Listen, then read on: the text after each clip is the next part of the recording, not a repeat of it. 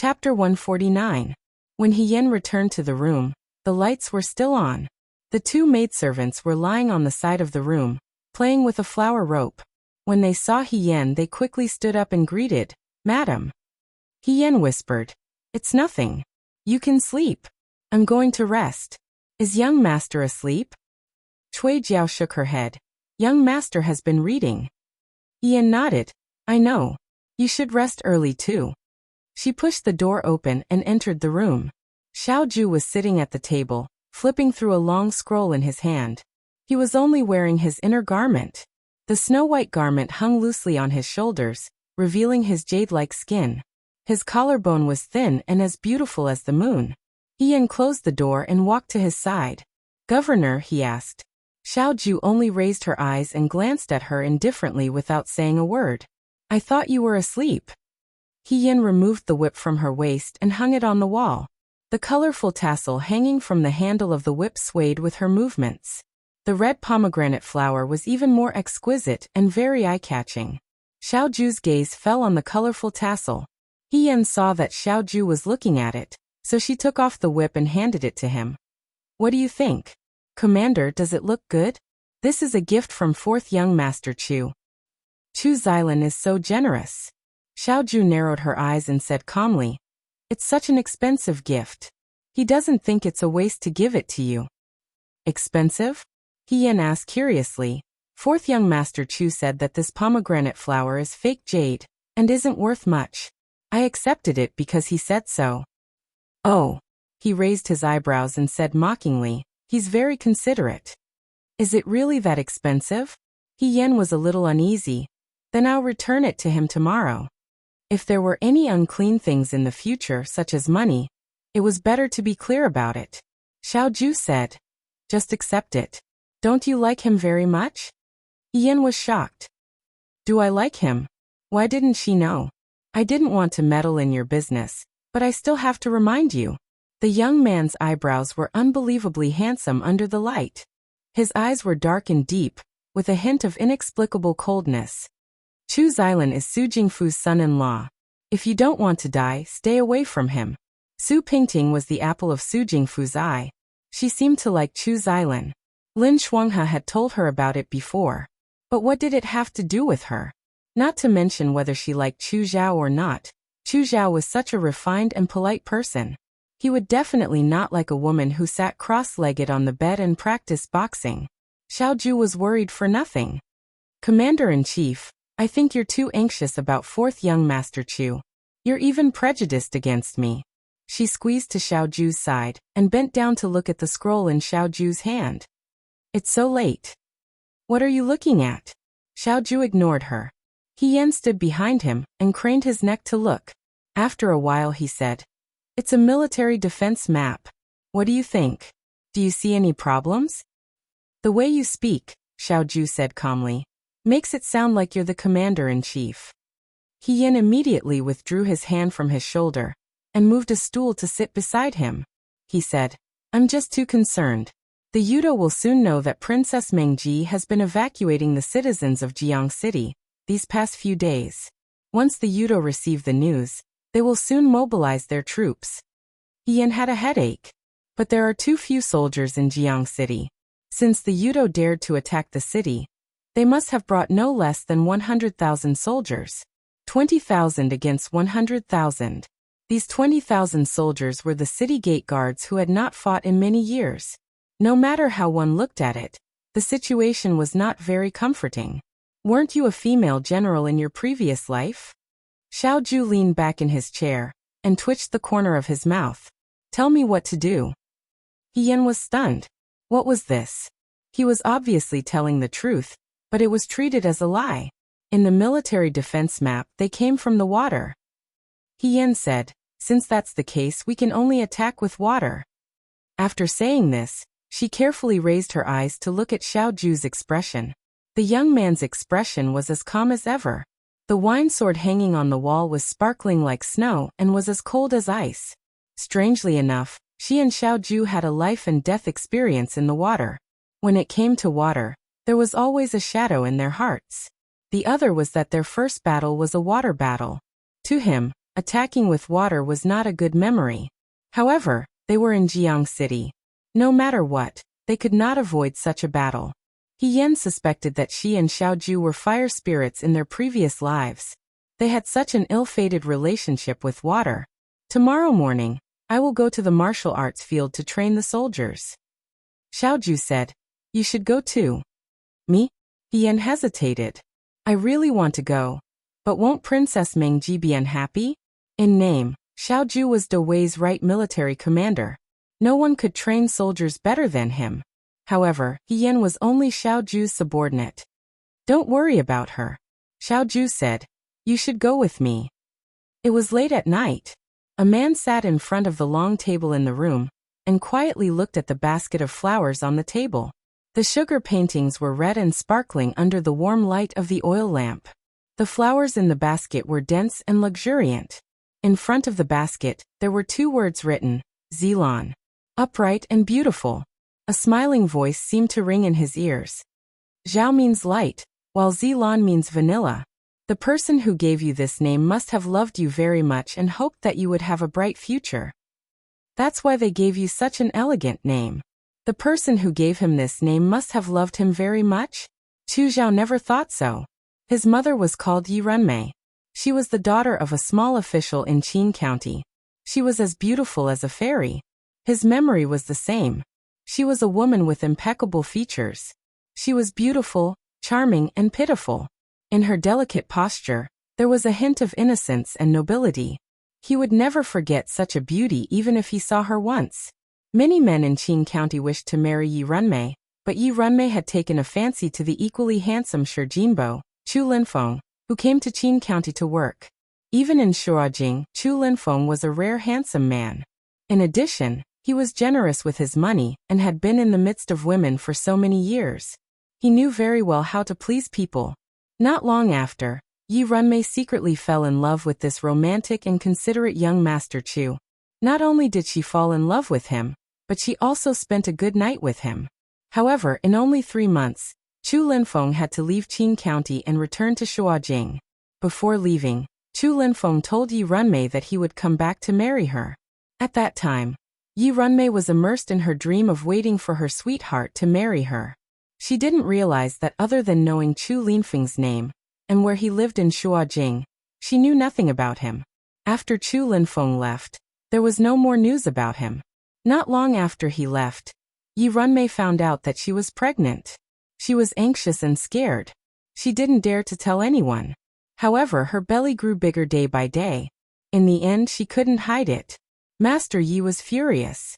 He asked Yi Renmei who the father of the child was. Yi Renmei didn't even know the father's true identity. How could she say it clearly? She could only cry non-stop. In the end, Master Yi had no choice but to call a doctor. He planned to abort the child in Yi Renmei's belly. After a year and a half, he would send Yi Renmei to get married. This matter would rot in her belly forever. Yi Renmei knew her father's plan and ran away that night. She didn't want to abort the child. She didn't know if it was because she missed Chu Linfeng, or because of other reasons. Anyway, she ran away. Yi Renmei decided to go to Shuajing to find Chu Linfeng. She was a pregnant woman. How could she walk so far? However, because of her beauty, she met a merchant along the way. He took the initiative to help her and agreed to take her to Shuajing. Before they reached Shuajing, Yi Renmei gave birth. Chu Zhao was born at this time. After Chu Zhao was born, Yi Renmei's miserable days had just begun. The merchant wasn't a kind person. He liked Yi Renmei's beauty and wanted her to be his concubine. Yi Renmei refused and scratched the merchant. In anger, the merchant sold Yi Renmei to a brothel for 10 taels of silver. Chu Zhao was also sold. The brothel mother thought that since Yi Renmei was so beautiful, her son wouldn't be bad either. If he was good-looking in the future, she might be able to earn another sum of money. If he wasn't good-looking, it wouldn't be a loss to be a servant. Yi Renmei and Chu Zhao lived together in the brothel. The pampered and spoiled young miss didn't know the evils of the world. In the brothel, she saw all kinds of ugly and evil people. It was as if they wanted to take back everything she had in the past. Yi Renmei's life was worse than death. The long-term torture changed her temperament. She became irritable and irritable. She didn't dare to be rash in front of her clients, but she vented her anger in front of Chu Zhao. She often beat Chu Zhao. If it wasn't for the protection of the other girls in the brothel, Chu Zhao felt that he wouldn't have lived to see Chu Linfeng. Chu Zhao didn't understand what Yi Ruanmei's feelings for him were. If she didn't love him, then she left home alone to protect the flesh and blood in her belly. She suffered a lot, but she didn't give up on him.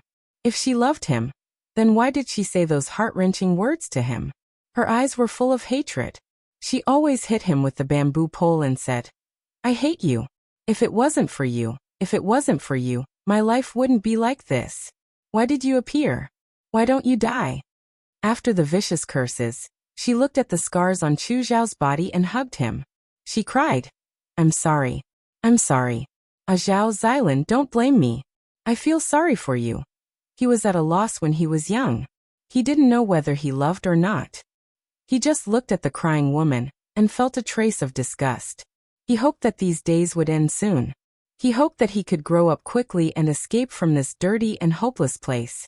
Yi Runmei wasn't the only one with such thoughts.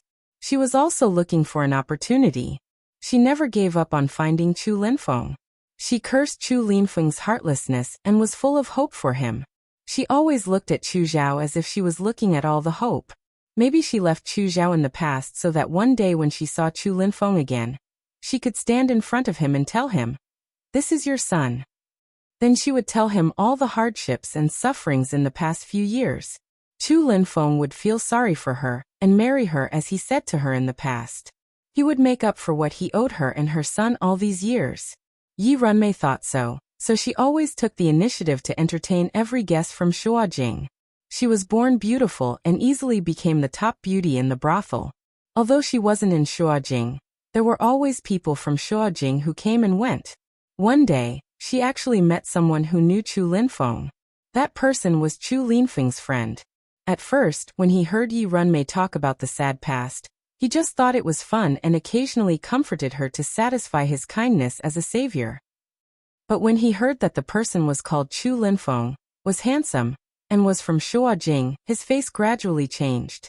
Those who knew Chu Linfeng knew that he was a womanizer, and was especially lecherous. It wasn't impossible for him to hook up with a woman from a small family when he was outside. But this matter wasn't done properly.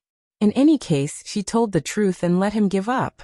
She didn't leave him in the same place and wait for so many years. Instead, it became an ill-fated relationship. My poor child.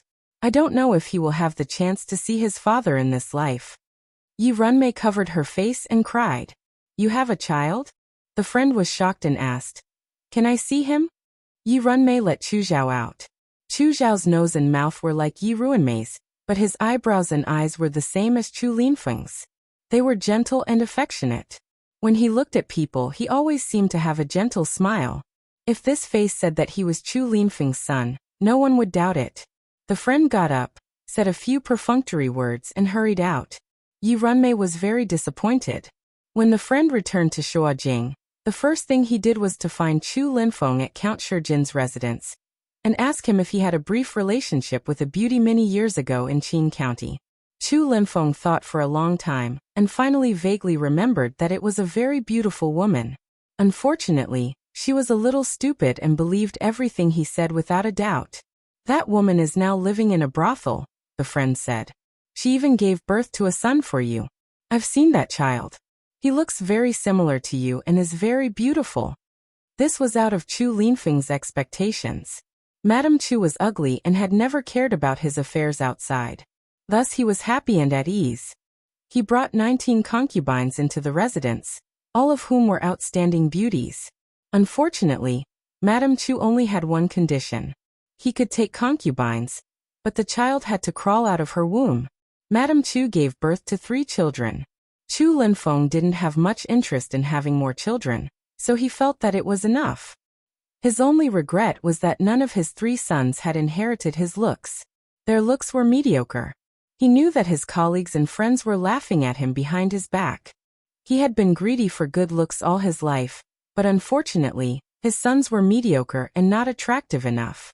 But now someone had come to tell him that he actually had a son who was lost outside. Moreover, The sun was very outstanding and looked very similar to him. To him, this was a good thing that fell from the sky. For a moment, he really wanted this child to acknowledge his ancestors. This way, if others said that he couldn't give birth to a good-looking son, he could ruthlessly slap them in the face. However, Chu Linfeng had been respectful to his wife for many years. Although Madame Chu looked dignified, she wasn't someone to be trifled with. Otherwise, the concubines in the Chu residence wouldn't have no sons. Chu Linfeng had no choice but to beg the old madam, his mother. Although Madame Chu didn't care much about a concubine's son, he was still the blood of the Chu family. It wasn't good for him to be wandering outside, especially in a brothel. Thus she personally went to find Madame Chu. Madame Chu and the old madam talked for 2 hours. When they left the residence, Madame Chu personally ordered people to go to the brothel in Danzhou to bring the concubine's son back. However, that concubine's son didn't mention Yi Runmei. Although Shi Jinbo wasn't the most powerful person in the capital, he was still a high-ranking official. To the people of Danzhou, he was even more unreachable. When the letter flew from the capital to Danzhou, Yi Runmei almost couldn't believe her eyes. She knew that Chu Linfeng wasn't an ordinary person. He was so generous and his charm was especially different from the men in Qin County. His family background wasn't bad. However, she didn't expect him to be the current Shi Jinbo. He was someone she didn't even dare to think about in her life. It was as if she had endured and planned for this moment for many years, and finally reaped the sweet fruit. She hugged Chu Zhao and cried with joy. "Xylin, your father is here to pick us up. We can go home now." Chu Zhao quietly allowed the woman's emotional tears to fall on his neck. His young face was indifferent to his age. Go home? Who could be sure that this was just jumping from one fire pit to another? After all these years in the brothel, the men he saw were all greedy and evil, and the women were all stupid and weak. There was no difference. However, Yi Runmei didn't think so. She spent all her savings to buy many beautiful clothes and jewelry. She dressed Chu Zhao like a young master from a rich family, and dressed herself like a charming flower. She looked at the woman in the mirror. She was still beautiful, but her skin wasn't as smooth as when she was young. There was no more innocence in her eyes, no more coquettish. She cried. Spring was as beautiful as before, but the beauty was past her prime. And the man who promised to marry her hadn't come yet. Yi Runmei thought that since Chu Linfeng was Shi Jinbo, he definitely wouldn't marry her, but it would be good to make her a concubine. Her son was also Shi Jinbo's son. She had been living a hard life in the brothel all these years. Being a concubine of an official was more noble than being a prostitute here. She wanted to dress herself up beautifully. When she saw Chu Linfeng, she wanted to tell him how much she suffered for him all these years. She wanted to tell him how much she loved him. Yi Runmei thought that she was clever. Any man in the world would feel proud when he heard that a beauty was infatuated with him. And this pride would make him feel more tender and doting on the beauty, so as to show his heroic feelings. She wouldn't let go of this opportunity. She wanted to regain Chu Linfeng's favor. Even if she was only a concubine, she wanted to be the one who attracted him the most. However, Yi Runmei didn't expect that Chu Linfeng didn't come. It was 2 women and a group of servants who came. They looked at Yi Runmei condescendingly. They couldn't help but look at her with contempt. It was as if they would dirty their eyes if they looked at her more. The leading woman asked, "Where is young Master Chu?" Yi Runmei felt humiliated. She wanted to get angry, but in the end, she put on a humble smile. He's changing in the next room. She had told Chu Zhao in advance to put in the jade hairpin to make her look elegant and cute. Good. The woman lowered her eyes and smiled insincerely. Yi Runmei felt uneasy. She asked, "What do you want to do?" One woman came over and pulled her hand back. Another servant covered her mouth with a handkerchief. Yi Runmei's eyes widened. She realized what they were going to do to her. She struggled with all her might and said angrily, "How dare you? How dare you? Aren't you afraid that Chu Linfeng will find out? Chu Linfeng will kill you." The woman looked at her coldly. Her smile was bone-chilling. "We don't dare to make such a big decision without the master's permission. Miss Mei." She called Yi Runmei by her name in the brothel. "Would our Count Shi Jinbo's mansion accept a prostitute who rides thousands of men in the brothel?" Do you want people to laugh at the master, or do you want people to laugh at your son? Yi Runmei struggled with all her might, but her body was slender and weak. How could she be a match for the woman? She gradually lost her strength. Getting rid of the mother and keeping the son is already a gift to you. Yi Runmei's legs gradually stopped moving. She fell straight to the ground with her eyes wide open. She had waited for her husband all her life. She was so happy that she thought she had made it, but she was waiting for death. Chu Zhao put in the hairpin and looked around in the mirror for a long time. Then he walked to his mother's room. He wanted to knock on the door, but when he reached out his hand, he hesitated. He gently pushed the door a little to see what his father looked like. Then he saw two old women carrying Yi Runmei, as if they were carrying a dead pig. They hung a piece of white silk on the beam and covered Yi Runmei's head with it. Yi Runmei's face was facing the door. Her eyes met his. Surrounded by pearls and jade, beautiful snow and red makeup, holding hatred toward the netherworld, unwilling to close her eyes even in death. He staggered and covered his mouth to prevent himself from screaming. The people in the room were still talking. She is beautiful, but how can she be so stupid? She still wants to marry into the family? She didn't even think about it. Which rich family would accept a woman from a brothel as a concubine? After all, she came from a small family. She doesn't know what it means to get rid of the mother and keep the son. If she had stayed in Qin County, she wouldn't have lost her life. TSK, she's just greedy. Chu Zhao slowly retreated. When he was far enough away from the door, he suddenly ran. He didn't know which family he was in, but he closed the door tightly. He gritted his teeth and silently cried. A woman's voice seemed to fall into his ears. It had a rare gentleness. Beautiful clothes like a hero's, rotten clothes like a bright star. From now on you will be called A Zhao. One day, our A Zhao will be like Almighty Yun, wearing beautiful clothes, looking beautiful and brilliant. As for the character, let's call you Xylan. Orchid is beautiful and fragrant. Mother, I used to love orchids the most. He innocently said, in the future A Zhao will buy many orchids for mother. The woman's laughter gradually faded away. His eyes fell on the flower basket in front of him. The fire was slightly hot. Chu Zhao paused for a moment, then threw the flower basket on the table into the fire. The flame licked the basket. After a while, the syrup flowed everywhere, giving off a burnt sweetness. He walked away expressionlessly. Chapter 150. The next morning, He Yan and Xiao Ju had an early breakfast and went to Jiang City's martial arts practice field to see the Jiang City's army. Lin Shuanghe didn't follow them and rested in the Chui mansion. Lu Buang continued to track down the whereabouts of those Yudo, and went out at the same time as He Yan and Xiao Ju. There were many rivers in Jiang City, and the city was built on the water. The water cut the flat land into several large and small pieces, so it wasn't easy to find large open spaces.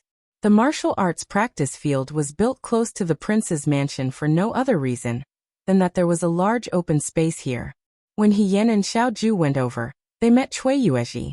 When Cui Yuezhi saw the two of them, he smiled and cupped his hands. Military Governor Xiao. As if he could see He Yan's surprise, Cui Yuezhi patted Xiao Ju's shoulder with a smile. Actually, I started to suspect you the second day you came to Jiang. Even my concubine could tell that you really don't look like anyone from the Cui family at all. How could you be my eldest brother's son? It's just that when I brought you into the prince's mansion, His Highness often called you in. So he must have known your identities long ago. Since His Highness has plans, I can only pretend to be stupid and not say anything.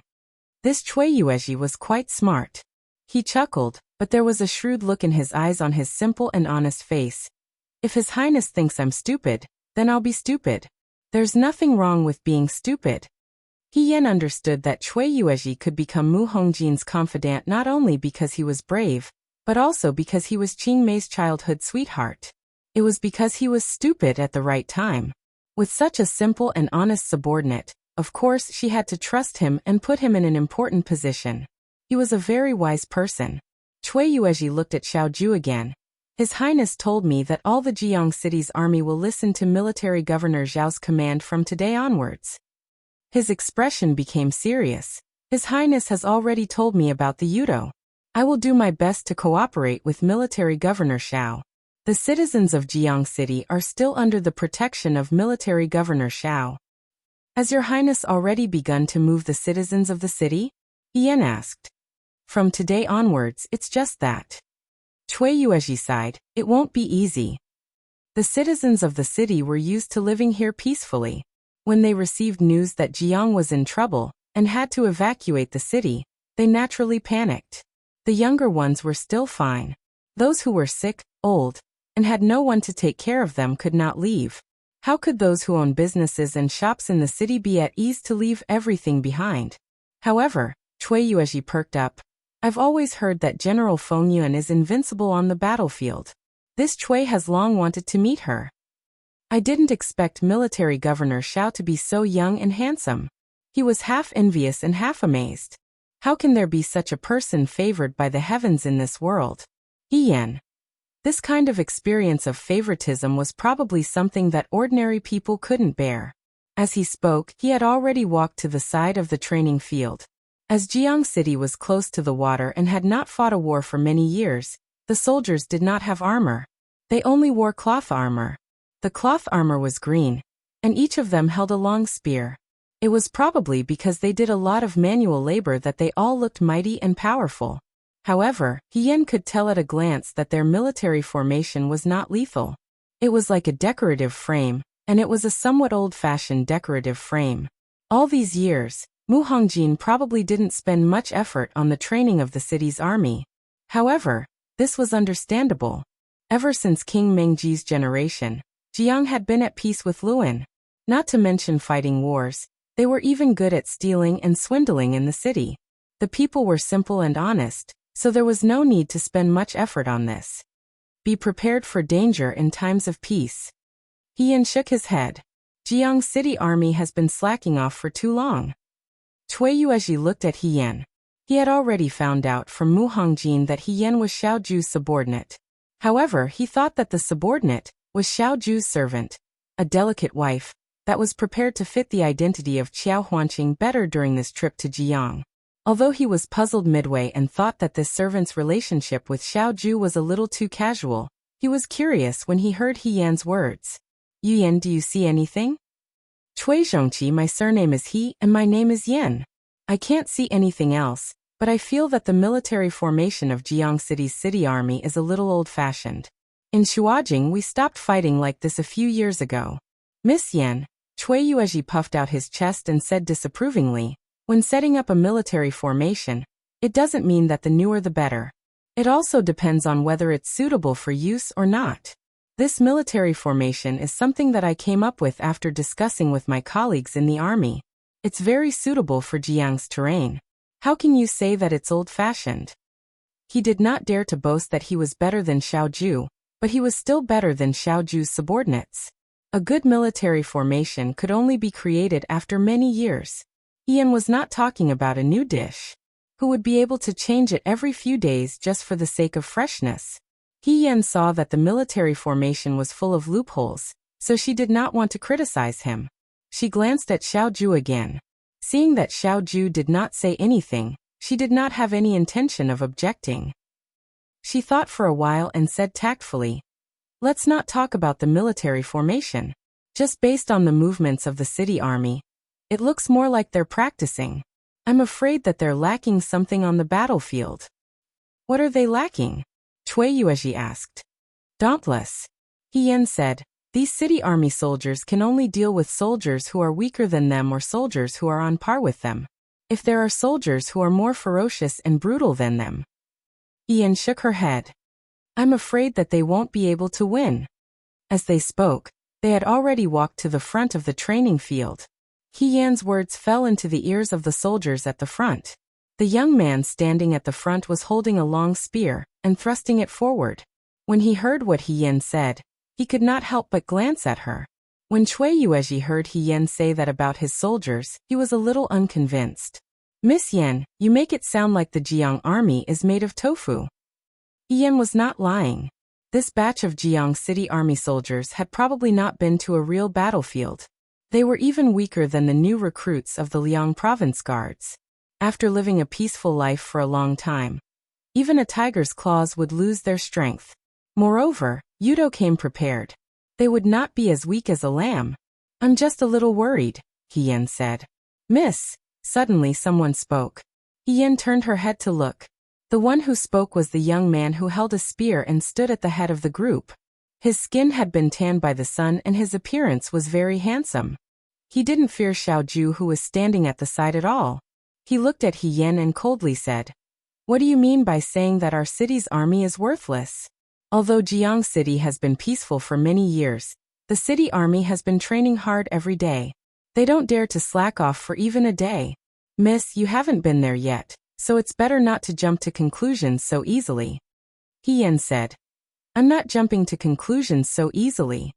The young man did not know Hien, nor did he know Xiaoju's identity. He thought that Cui Yuezhi had brought his nephew and niece-in-law here to observe the soldiers. He was probably young and did not know how to hide his emotions. He also felt a little indignant, so he said to Hien, "How can a woman understand the affairs of men in the army?" Hien was speechless. Hien thought to himself, if this woman really gets angry, even 10 men in the army won't be enough to fight her. If Jiang City's army faced Yudo with such arrogance, there was no way they could win this war. She was thinking about how to tactfully destroy this person's momentum, when she suddenly heard Xiaoju's voice. "If that's the case, you can compete with her." Hien looked at Xiaoju. The soldier who spoke was also a little surprised. He did not expect him to make such a lousy suggestion. "This isn't good, right?" Hien said hesitantly. The soldier felt a little comforted. He thought that this woman was tactful. Before he could say anything else, he heard Hien's remaining words. "You're still Cui Zhongqi's soldiers. What if you destroy his morale, and he can't recover in the future?" Cui Yuezhi was speechless. He was also thinking that Xiaoju's suggestion was too hasty. Now that he heard Hien's words, he really didn't know what to say. Cui Yuezhi was also a martial arts practitioner, but he couldn't directly touch Hien's bone structure. Just from his appearance, Hien was thin and weak, and he couldn't see anything powerful about him. Xiaoju said that this girl should know some martial arts. However, compared to Mui, she might be too arrogant. Looking at her thin arms and legs, Mui could easily break her arms. Hien looked at Xiaoju. Under the morning light of the martial arts arena, the young man's figure was like jade. The black python on his dark blue robe was baring its fangs and brandishing its claws, adding to his heroic spirit. The arrow sleeves were convenient for holding weapons. Here, he was no longer the second son of the Xiao family. He was the commander-in-chief of the Right Army, General Fengyan. Mui the soldier didn't say anything. Hien looked at him and smiled. "What do you think? Little brother, do you want to fight with me?" She was still wearing the red riding uniform of the women of Jiang and black boots. The whip hanging in front of her chest was delicate and cute. She looked lively and harmless. She was no different from the countless young ladies in Jiang who picked flowers and sniffed them in the spring. Most young men always had a competitive spirit. If a girl provoked them verbally, and a pretty girl at that, they would always want to prove themselves. Mui was the same. He thought that he had already given this girl a chance, but she didn't want to give up. He had no choice but to let her have a taste of the power of the Jiang army. Thinking of this, Mui cupped his hands and said, "Excuse me." Hien faintly smiled. She flipped over and leaped up, stepping onto the wooden stake beside her. The bystanders only saw a red swallow. In the blink of an eye, it had already landed on the empty space in the center of the martial arts field. She slowly pulled out the purple jade whip from her waist and made a pleased gesture. The layman watched for the excitement, while the expert watched for the skill. Her appearance was already unusual. Mui was slightly surprised, but he didn't want to be outdone. He followed her and stood in front of Hien. 1 man, 1 spear, 1 woman, and 1 whip. In the blink of an eye, they were entangled in a fight. The surrounding Jiang soldiers had already put down their spears, and were staring at them intently. Each army had its own characteristics. For example, the South Mansion soldiers were orderly and serious, the Liangzhou guards were free and straightforward, and the Jiang soldiers were lively and lively. It was as if they were watching a show. They immediately became excited. Good fight. Mui, why can't you do it? Don't go easy on her. Good job, Mississippi beat this brat to death. For a moment, The cheers were endless. Cui Yuezhi stared at the red figure in the middle of the fight. The whip in her hand was like moving clouds and flowing water, winding like lightning. He was extremely surprised. Mu Yi was one of the most outstanding soldiers in the Jiang army. Not to mention how good he was in the army, he was considered one of the best among the people here. However, even Mu Yi was at a disadvantage when facing He Yan. Others thought that Mu Yi was holding back, because his opponent was a girl. However, Cui Yuezhi's eyes were sharp.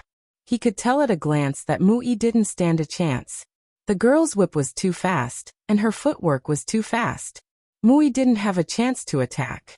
If this continued, he would soon be defeated. Cui Yuezhi couldn't help but ask Xiao Ju, "Military Governor Xiao, is Miss He really your subordinate?" He couldn't find a single subordinate like her in the Jiang army. It really made people jealous. "It's not unfair for your subordinate to lose to the number 1 Liangzhou guard," Xiao Ju said calmly. Number 1 Liangzhou guard? Cui Yuezhi didn't understand, but He Yan was a girl. Could it be that she had fought with the Liangzhou guard before? On the stage, Mu Yi was in a sorry state. Beads of sweat gradually seeped out of his forehead. The girl looked delicate, but her movements were swift and unparalleled. She predicted every move he made. Her movements were also fast, as if she didn't know fatigue. Most importantly, how could a girl have such great strength? With a crack, the whip struck the stone pile beside him. A corner of the stone pile was broken, and the flying gravel brushed past Mu Yi's face. Mu Yi couldn't believe his eyes. That was a stone pile. Normally, even a sword might not be able to break it, but she used a whip. Not only did the whip not break, but He Yan also looked relaxed. What kind of logic was this? Mu Yi naturally didn't know that when He Yan was in the Liangzhou guard, the number of days she threw stone locks was counted in months. He Yan wasn't targeting anyone. In terms of strength, no one present was a match for her. While Mu Yi was thinking, a long whip was already in front of him. He was so shocked that he immediately used the spear in his hand to block it.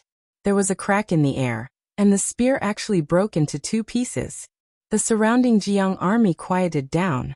They could only hear the girl's laughter echoing in the field. The last 3 strikes. The first strike told you not to look down on girls. Mu Yi was flustered. He grabbed the long broken spear and continued to block. Crack! There was another crack. The broken spear in his hand broke into pieces again. The strong girl tilted her head and sighed. The second strike is arrogant and conceited. It's a big taboo in battle. Mu Yi only had a spear head less than the length of a palm in his hand. He was defenseless for a moment. The third strike was already in front of him, and he couldn't dodge it. The third strike. Don't be afraid. I won't hurt you. When the long whip rushed in front of him, it mischievously curled up and landed in his hand, taking away the spear head in his hand. When Mu Yi came back to his senses, the girl in the red dress was already playing with his iron spear head. She walked over and patted his shoulder, returning the spear head to him. She smiled and said, "There's always someone better than you. Young man, you have to continue to work hard." She walked past Mu Yi and left with a smile. His companions crowded around him and asked, "It can't be, right? Brother Mu, aren't you losing too quickly? Did you deliberately show mercy? How can you be so unambitious? Don't talk nonsense." Mu Yi was angry. "I didn't show mercy." His companions looked at each other. Someone said, "Didn't show mercy? Is she really that powerful?" "That's impossible." Another person pointed at his face and said, "Mu Yi, why is your face red?" The noise in the distance fell into his ears, but Cui Yuezhi wasn't in the mood to teach them a lesson. He only sighed. How fast time passed. It hadn't even been half an hour. He defeated the most outstanding person in the Jiang army just like that. Cui Yuezhi could clearly see that He Yan didn't use her full strength. Otherwise, if her whip wasn't aimed at Mu Yi's spear, but at Mu Yi himself, Mu Yi would have suffered a lot. "Military Governor Xiao has a good subordinate," Cui Yuezhi said sincerely. When he thought of what he said just now, he was a little worried. The Jiang army is not as good as the Liangzhou guards, but the Liangzhou guards have already fought with the Yudo once. He Yan happened to walk over and said, "The Yudo's savagery and cunning are beyond Cui Zhongqi's imagination. They definitely won't be as merciful as I was just now. If the Jiang army can't win, it will be a disaster for the people in the city. Cui Yuezhi shuddered. The most important problem isn't the city guards, Xiaoju said. Then what is it? Jiang has a lot of water. The Yudo can only attack with water. This battle is destined to be fought on water. The reason why your army formation is outdated is because it isn't used for water attacks. Cui Yuezhi frowned.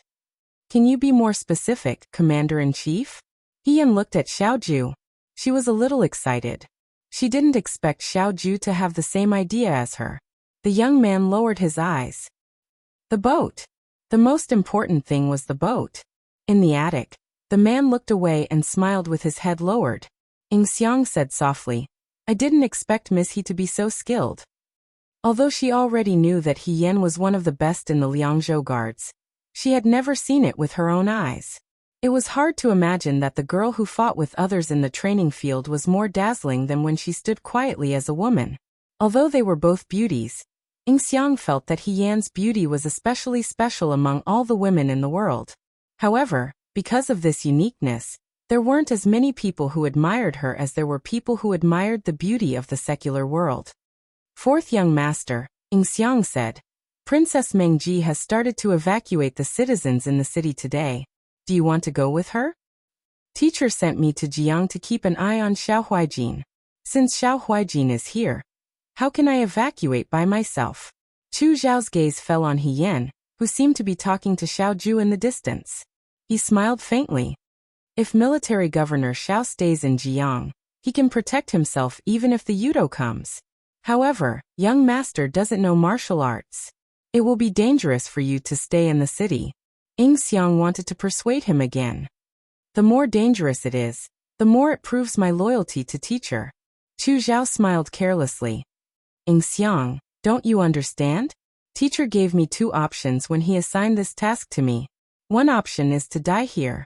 The other option is to live and complete the task and return to the capital.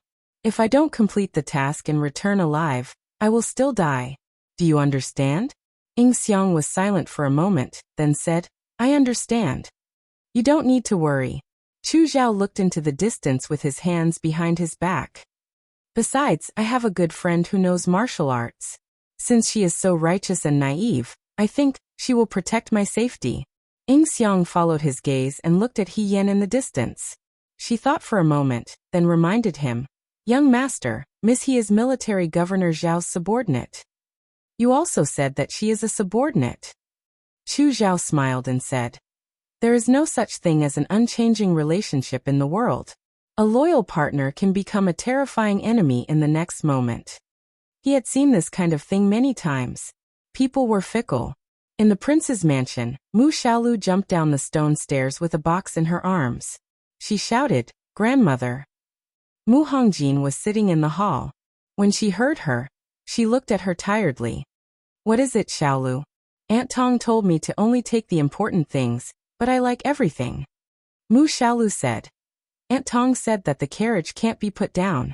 Grandmother, can you keep these for me first? When I return to Jiang, I will ask you for them. Mu Hongjin smiled and opened the box. There were some small toys in the box. There was a cricket made of wood, a spinning top, a small dog made of paper, and a whistle that would sing when blown. Most of them were things that Cui Yuezhi bought from the streets to please Mu Xiaolu. Some of them were things that Mu Xiaolu snatched from her peers who visited the mansion. These were also her treasures. Mu Hongjin closed the lid of the wooden box and handed it to the maid beside her. Okay, grandmother will keep them for me.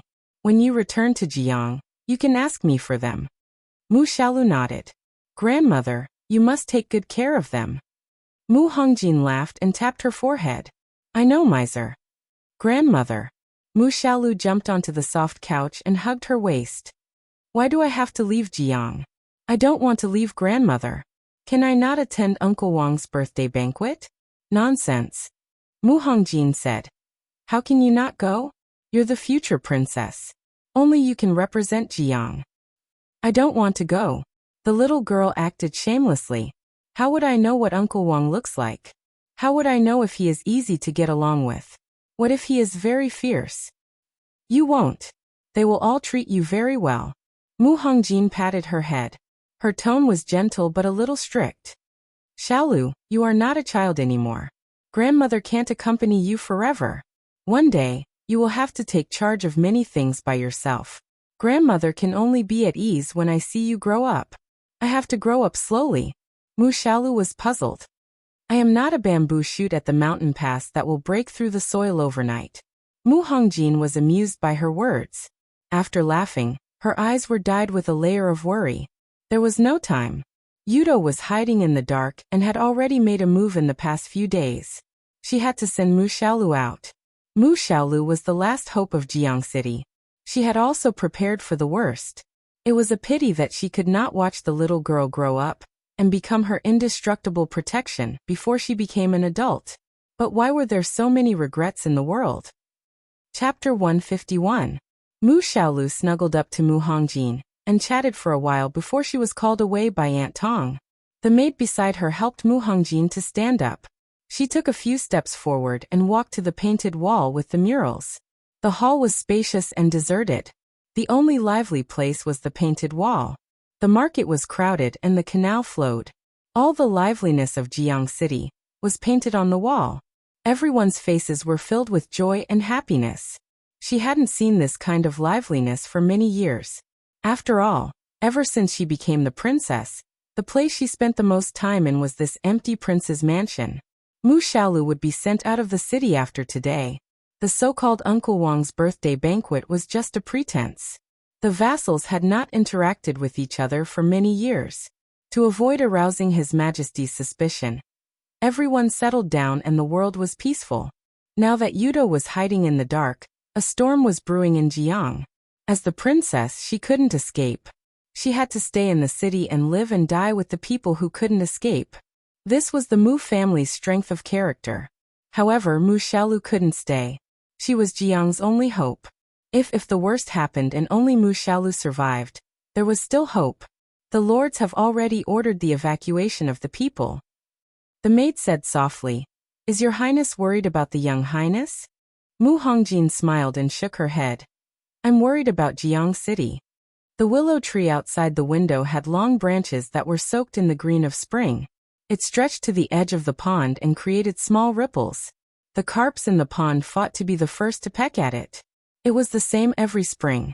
The only thing that changed was the people. When Mu Hongjin was young, she liked life outside the prince's mansion.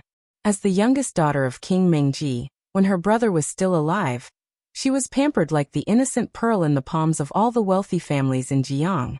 She lived a warm and lovely life. However, after her brother passed away when she was 16, her life changed. King Mengji started to make her learn many things and set many rules. At that time, Mu Hongjin truly understood how hard her brother's life was. However, it was hard work. King Mengji didn't have any other children. As the person who would bear the responsibility of the entire prince's mansion in the future, it was understandable that he suffered. However, Mu Hongjin found it hard to accept that even her marriage was controlled by someone else. Now that he thought about it, she was used to being spoiled at that time. She was young and impetuous, so she actually dared to leave. She did not realize at all that if she left her father alone in the prince's mansion, how would she deal with the ministers of the imperial court who would break off their engagement?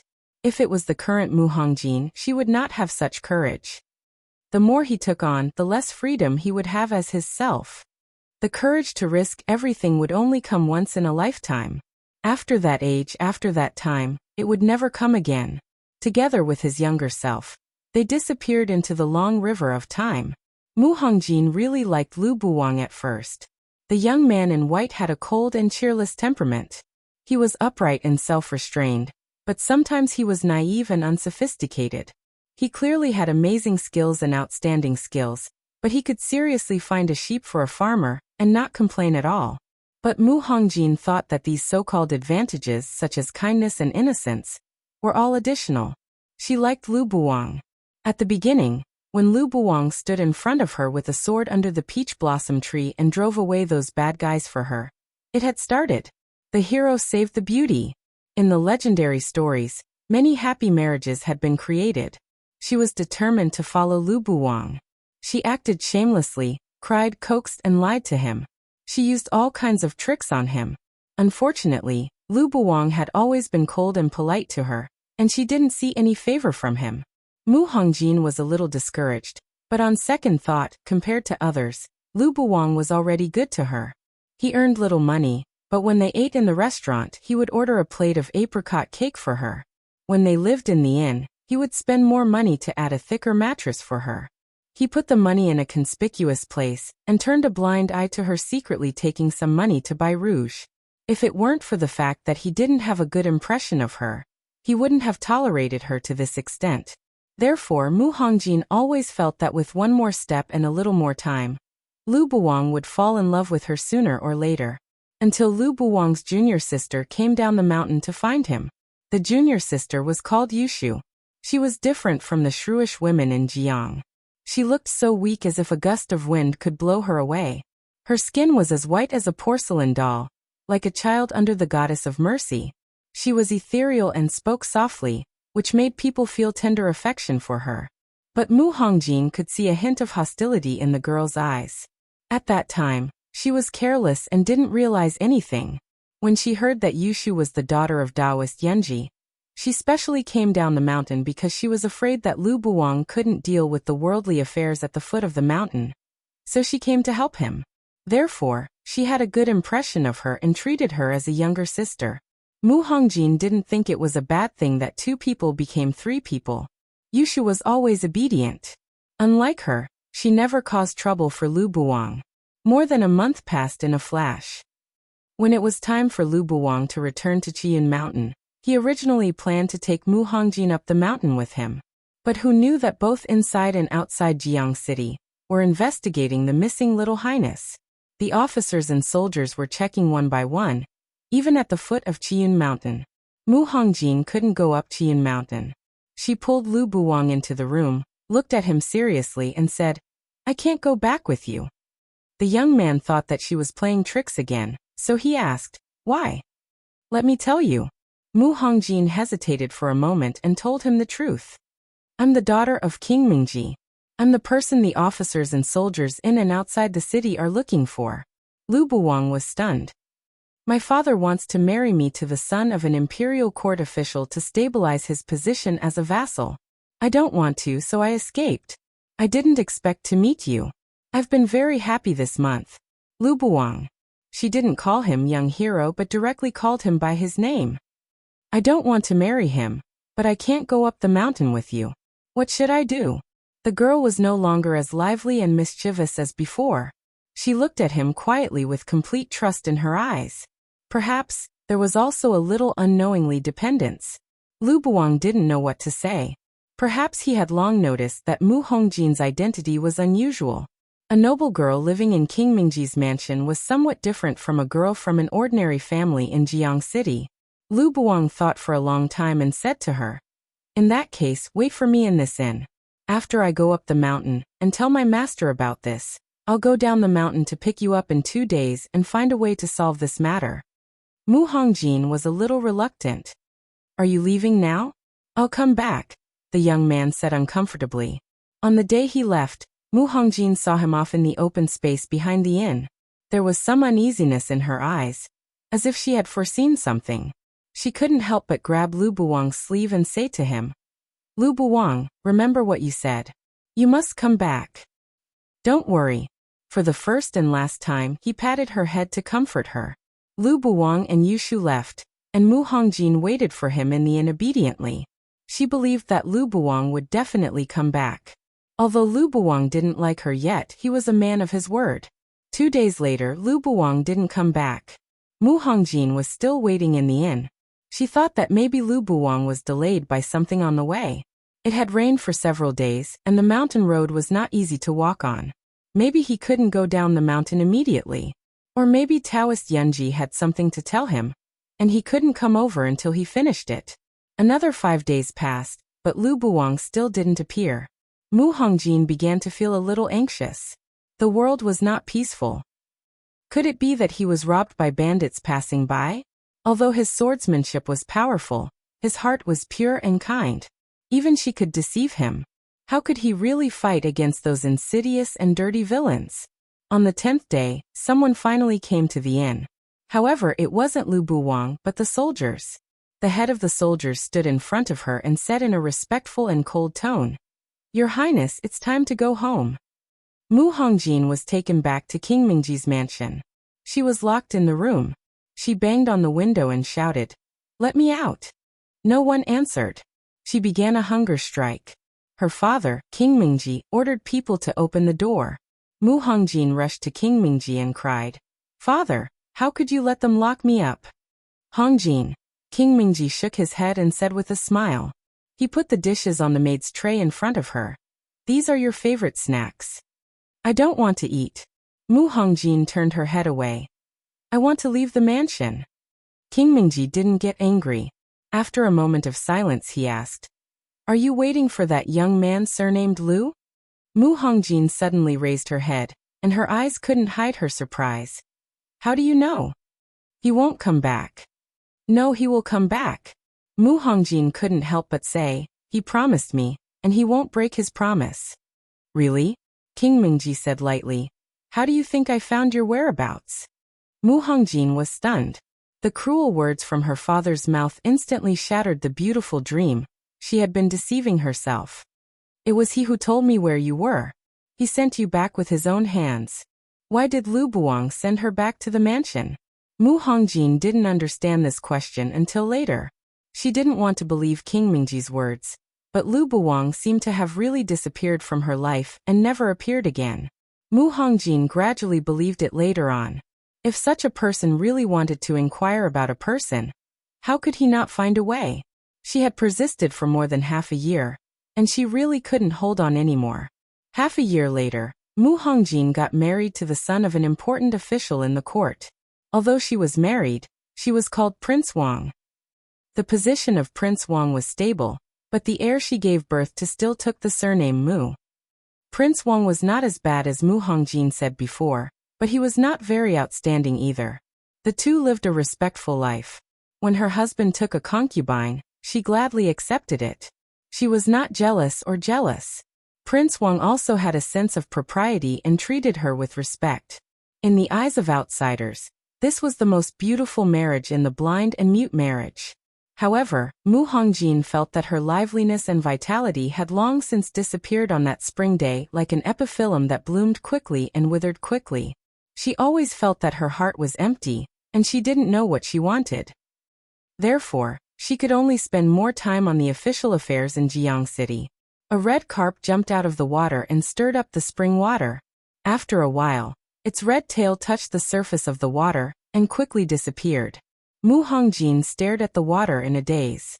She told He Yen that Lu Buwang didn't come to the inn to fulfill their agreement, and the two of them never saw each other again. In fact, she lied. After that, she actually met Lu Buwang again, but that meeting was really not a pleasant one. It was the second year after she gave birth to the child. She took her youngest son and Prince Wang to the treasure temple in Jiang City to pray for blessings. The Buddha statue Niao Niao, and the sound of Sanskrit spread far and wide. She prayed for her youngest son to grow up safely and healthily. She prayed for good weather in Jiang City and for the people to be happy. After praying for blessings, when she was about to leave, she saw that there seemed to be someone peeping outside the temple. Mu Hongjin ordered someone to go over, and the guard caught a young woman and brought her over.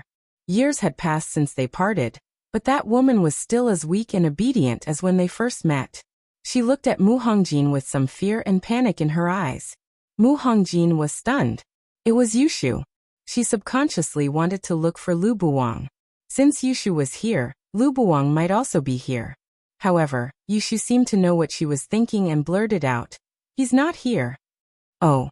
Mu Hongjin looked at her and smiled meaningfully. Time would make a woman grow up quickly.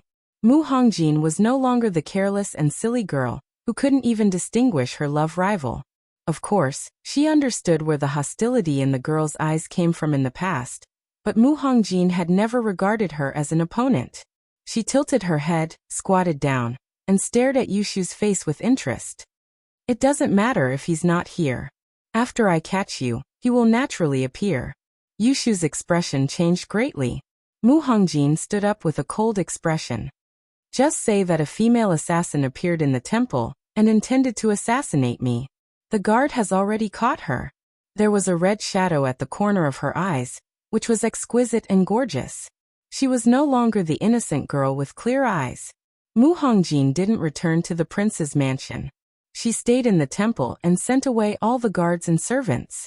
She asked her husband to leave with her youngest son, and waited for that person to appear alone. In the middle of the night, that person really appeared. After parting for many years, he seemed to have lost the innocence of his youth, and became even more cold and unfamiliar. The first thing he said when he saw Mu Hongjin was not to ask her how she had been all these years, but to ask, "Where is Yushu?" He was emotionless, as if the two of them had always been unrelated strangers. Mu Hongjin lowered her head and wanted to laugh. She almost suspected that those days in the spring outside Jiang City were just her own imagination. She regarded Lu Buwang as a hero who suddenly appeared in her life, and Lu Buwang saw her as an accident that he didn't want to see. In prison. Her voice was also cold. Lu Buwang looked at her. He had changed a lot, and she was so unfamiliar with him. The girl in his memory was completely different from the girl in front of him, who was wearing a red robe and a golden crown, and had a cold and arrogant expression. "It's impossible for Yushu to assassinate you." "Why not?" Mu Hongjin laughed sarcastically. "You can't judge a book by its cover. Besides, I don't know her. Let her go." Lu Buwang said, "Catch me." The way he looked at her was cold and emotionless, and there was no longer the helpless doting or annoying concession in the past. There was only the calmness of a stranger, and perhaps a little disgust for the bigwigs. How ridiculous. "Why?" Mu Hongjin took a step forward and just looked into his eyes. "She's just your junior sister. Why are you so protective of her? Do you like her?" She was just testing him. Mu Hongjin didn't know what she was expecting. Perhaps she was expecting him to deny it quickly, then look at her and say, "You're the only one in my heart." What a vulgar scene. Mu Hongjin would spit in disgust when she saw it in the past, but now, she was looking forward to hearing it from his mouth. Unfortunately, a story was a story, and a legend was a fictional story. The love and infatuation in the world only increased resentment in the end. How many lovers turned against each other, and how many couples disappeared? Lu Buwang said, "Yes." She said, "What did you say?" "I like her." The young man's voice was calm and direct. For a moment, Mu Hongjin felt that her fingers were trembling. Once upon a time, she also wanted to hear this sentence from Lu Buwang's mouth. For this sentence, she had used all kinds of tricks. Lu Buwang's mouth was very tight. She repeatedly got angry and felt that this person's mouth was made of sure too, and she couldn't pry it open no matter what. Now he said it so easily.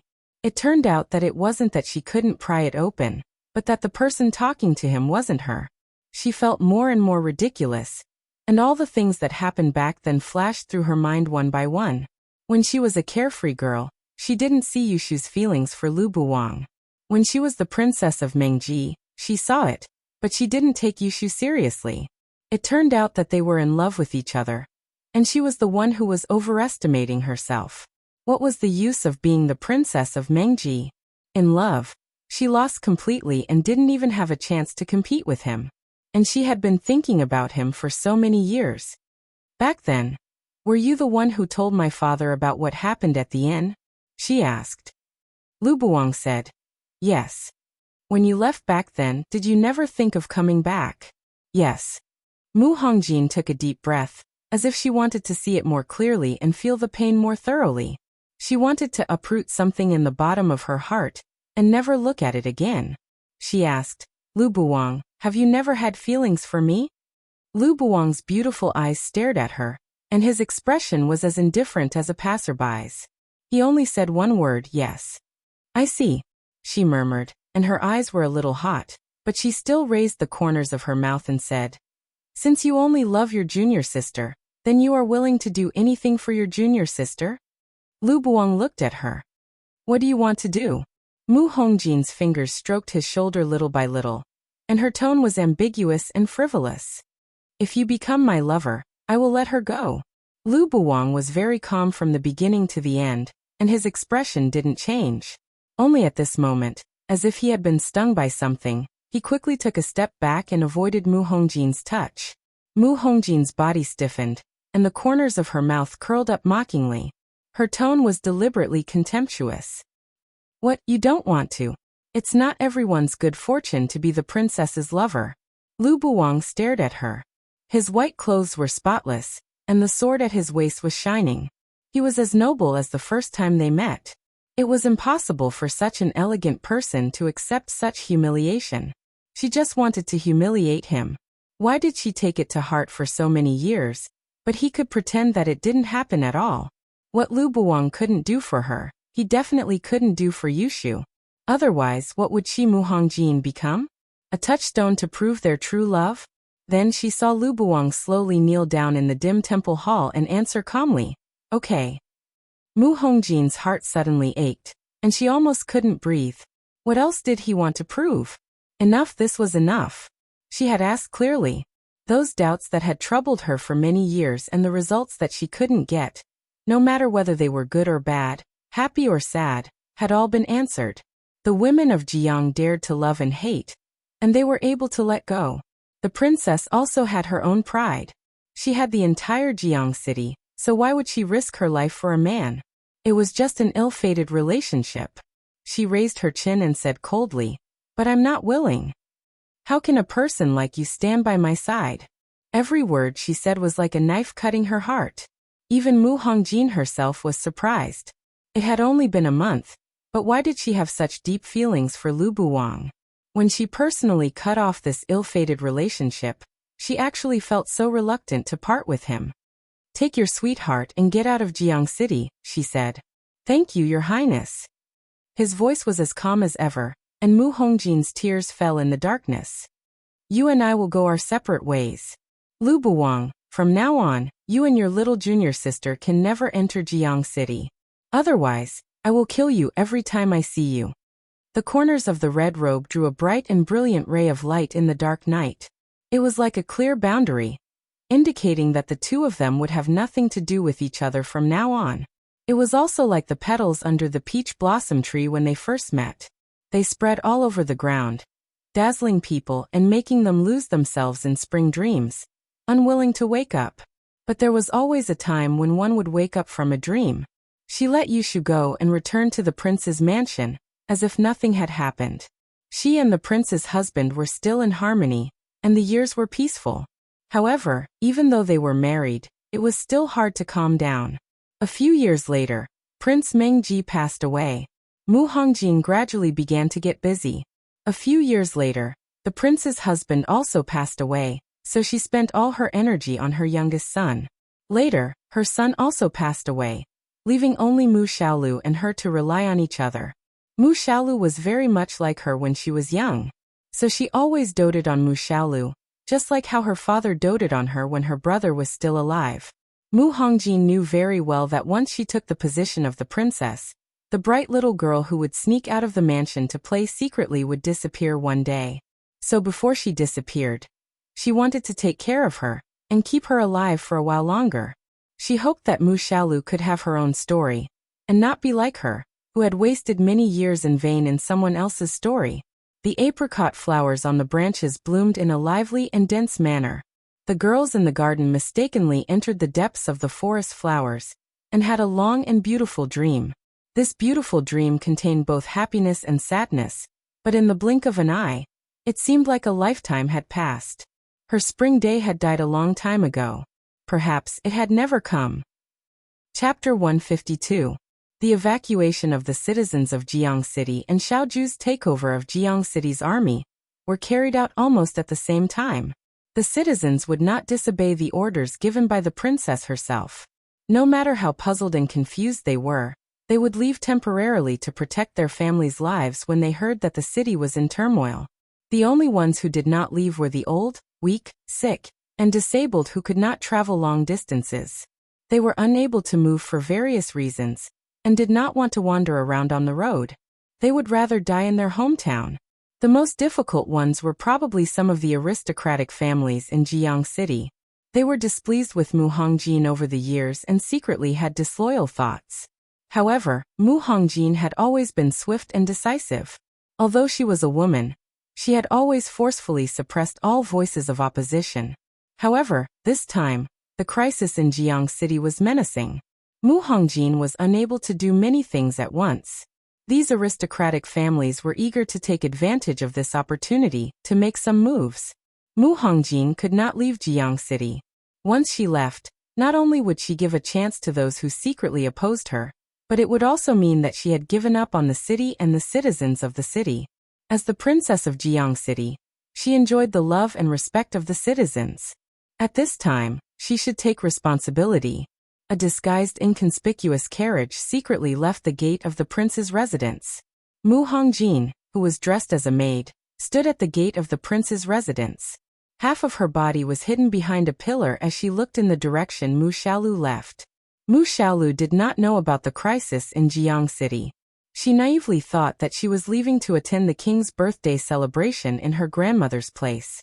When she left, she was very happy and said that she wanted to bring a gift for Mu Hongjin. When she came back, it would be summer. She even wanted Mu Hongjin to accompany her to make sweet ice cream. Mu Hongjin only withdrew her gaze when she could no longer see the back of the carriage.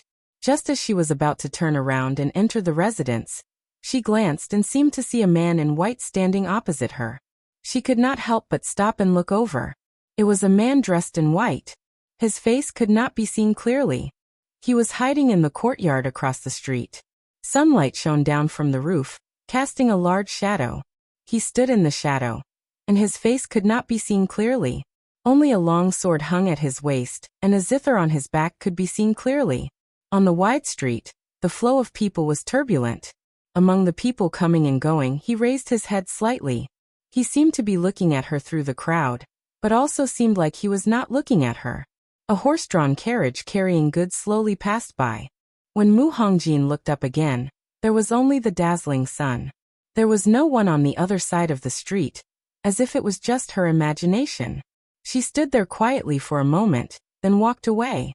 At night, the oil lamp in the Chui residence's study room was still lit. Large lanterns were placed in the four corners of the room, illuminating the room. Chui Yueji's study room was more like an armory than a study room. The room was cold and cheerless and square. Apart from a few scrolls that were randomly piled on the table, and a black wooden shelf with books on it, there was nothing elegant about the room at all. However, he was not a person who liked to read. There was a map hanging on the wall. The map was huge and took up half of the wall. A river was drawn in the middle, and the whirlpools and reefs near the river were clearly drawn. There were more than 10 people sitting in the room. They were all martial artists like Chui Yu. They were all Chui Yueji's colleagues and subordinates. If Yudo entered the city this time, these people would be the deputy leaders of Jiang City's army and cooperate with Xiaoju. He Yan and Xiaoju sat on one side, while Fei Nu and Qi Wu stood behind them with their arms crossed. Chui Yueji held a charcoal pencil and drew a circle on a conspicuous place on the map. This is the most suitable place to go ashore in the canal. Chui Yueji pointed at the place he drew. If we go ashore from here, the two armies will fight here. This place is flat and suitable for Jiang City's army. However, he glanced at Xiaoju and felt a little guilty. We don't have enough men and horses. Jiang City did not have many soldiers and horses. Emperor Wen Xian would not allow such a thing to happen. In the past, many vassal kings and generals disbanded in order to protect themselves. Mu Hongjin was the same. Emperor Wen Xian was especially merciful to leave behind less than 20,000 soldiers of Jiang City. With 20,000 soldiers and horses, it was not enough to rebel and set off a big wave. Similarly, it was not enough for the Yudo to resist tens of thousands of murderous soldiers. Chui Yueji also understood this point. Even the cleverest housewife could not cook without rice. Even if they had General Fengyun, who was a brave soldier, they did not even have soldiers. How could he fight with others? With his face? It's not that we don't have enough men and horses. Xiaoju looked at the map and said calmly, it's that we don't have enough ships. Ships? One of Chui Yueji's subordinates looked at him in confusion. It was not their fault. Jiang City had been peaceful for so many years. Other than Chui Yueji and the others who were older, the younger ones had not even been to a real battlefield. Xiao Ju tapped the teacup in front of him with his finger and said, "You tell me." Yan me. Cui Yuezhi and the rest of his subordinates looked at Yan. Yan had now changed back to his female disguise. Everyone present had heard about how he defeated Mu Yi in the martial arts arena today. However, the only thing a female subordinate with outstanding skills could do was to protect her master's safety. More importantly, she could kill a few people on the battlefield. Arranging troops and formations and analyzing battle reports were not things that ordinary people could do. Moreover, men were probably born with a sense of superiority over women in terms of military affairs. Thus they were somewhat mischievous towards Xiao Ju's actions. They thought that the rumors were not completely true. Everyone said that General Fengyan was cold and heartless, and did not get close to women. It turned out that it was all fake. Now he was blinded by lust and allowed this female subordinate who had a close relationship with him to fool around. For a moment, everyone looked at Xiao Ju as if they were looking at an incapable ruler who had been bewitched by a vixen's concubine. All these years, Yan had long seen the gazes of men who looked down on women countless times. He wanted to teach these people a lesson. After thinking about it, he did not refuse. He stood up and walked to the map with a smile. Cui Yuezhi returned to his seat. The rest of the people looked at Yan with an expression that said, "Let's see what nonsense she is going to spout." Yan did not look at the map. He only looked at the crowd and said, "These are not important." Everyone did not understand. There is no other way to fight on the water. Big boats beat small boats. Big guns beat small guns. Many boats beat few boats. Many guns beat few guns. You are small boats and small guns, few boats and few guns. No matter how you look at it, where you go ashore and how you arrange your troops are not the most important. In Dawei, except for the Imperial Guards, firearms are prohibited. They only talk about boats. As long as the Yudo has enough boats, they can win. If you want to win a battle with fewer people, you can't do without boats. On the water, they have more boats. On the shore, they have more people. This map is not used in this way. Although the people present hadn't fought in the past few years, they weren't fools. Whether Yan was spouting nonsense or not, they were well aware of it. She hit the nail on the head and pointed out the crux of the problem. For a moment, everyone's contempt disappeared. "Miss He," Cui Yuezhi said, "but you also know that in these years His Majesty has prohibited the privately raising of troops, let alone soldiers and boats. The ships on the canal are originally used to transport goods or carry people on long journeys. Jiang City would never dare to build its own navy, much less use firearms." Yan sighed in her heart. She naturally knew this. After all, the previous dynasty had a rebellion. After the previous emperor succeeded the throne, he paid special attention to reducing the power of the vassals. The current vassals were actually the same as the nobles with no real power in Shuo City. "Dare I ask Military Governor Xiao?" One of Cui Yuezhi's subordinates looked at Xiao Ju and carefully asked, "How many soldiers does Yudo have?" Xiao Ju, 100,000, more and not less. Everyone sucked in a breath of cold air. With such a difference in military strength, it was difficult for them to have any hope. The people in the city have already been evacuated by His Highness. They left through the city gates. One of the deputy soldiers said with a dry voice, "We will try our best to delay for more time." The meaning of his words was that everyone was prepared to sacrifice themselves. The people who evacuated from the city, as well as His Highness, were the seeds of hope. The only thing they could do was to buy more time for the people. It was only a matter of time before the city was captured. Xiao Ju's gaze lightly swept across everyone. She sat up slightly and was about to speak when suddenly, a woman's clear voice sounded. "It is not a good thing that the morale is so low. You must know that we have a famous general here. Do you know what a famous general is?" Everyone was stunned. "You will not lose a battle that you should not lose, and you will have a chance to win a battle that you should not win. This is what a famous general is." Yan raised his eyebrows. "It seems like we will lose without a doubt. Even a famous general can find a breakthrough and turn defeat into victory. There is a famous general here who can turn the situation around with his own strength. How do you expect him to face himself like this?" She thought that there was not only one famous general here, but a pair. Two famous generals from Dawei were here. If they lost, they would not be able to face others. No one knew her background. They only looked at Xiao Ju and thought that Xiao Ju's subordinates really did not spare any effort to flatter him. They even believed that Xiao Ju could turn defeat into victory in such a terrible chess game. How much did they worship him?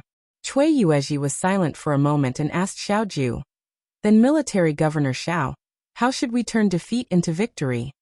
The world did not know that Xiao Ju had won the Battle of Water with a small number of troops. After all, to outsiders, Xiao Ju had led 100,000 soldiers from the southern prefecture to victory in Gua City. However, at that time they were pouring water into the city. They were attacking the city, not defending it. Moreover, the environment of Jiang and Gua City was different. Jiang was a water city. Although they were both attacked by water, the difference was like heaven and earth. Xiao Ju leaned back in his chair. The joints of his left hand were slightly protruding as he touched the tea lid. He looked at He Yan, his beautiful eyes filled with deep emotions, and said, "You tell me." He Yan frowned slightly. He said, "You have fought with the Yudo before. You know the Yudo's methods better than anyone else." The Yudo's methods were crude and direct. This was related to their style of doing things. They had been hiding in the dark for so many years, probing and harassing from time to time. They were both arrogant and inferior. This time, they had planned for a long time and had chosen Jiang as their first battle. They would definitely make this battle a grand one. He Yan said, "Water counters fire. Water and fire are incompatible. Why don't we use fire to attack?" For a moment, no one spoke in the study. "Miss He, please explain more clearly," Cui Yu said. Cui Yu's attitude towards He Yan became more and more respectful. He felt that this girl was very different from other girls. She was also very different from Xiao Ju's other subordinates. For example, Fei Nu and Qi Wu were also Xiao Ju's subordinates. However, they only listened to Xiao Ju's orders. Xiao Ju would not let them express their opinions like this. He Yan had always been very respectful toward Xiao Ju, but if one looked carefully, it did not seem like a relationship between a superior and a subordinate. Cui Yu was a big-hearted person. He could not tell if He Yan loved him or not. However, he could feel that He Yan regarded him as the same as Xiao Ju. If she were a man, she would probably be more like a good friend to Xiao Ju than a master and servant. The Yudo's boat might be very big. At least, it won't be like the small boats in Jiang City's army that transport goods or people. The Yudo kingdom is far away on land, and there is no sea around it. It seems that they are not as good at water as the people in Jiang City. I think that the biggest possibility is that they will take a big boat to the edge of Jiang City.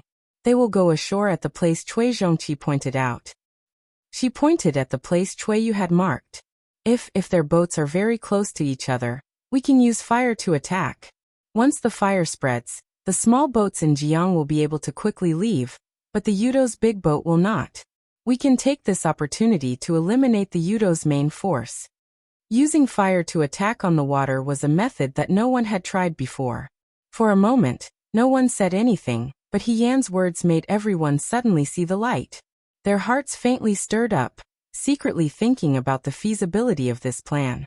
The Yudo's military strength is much greater than ours.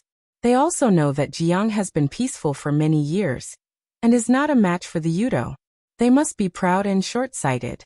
This is their weakness, but it is our strength.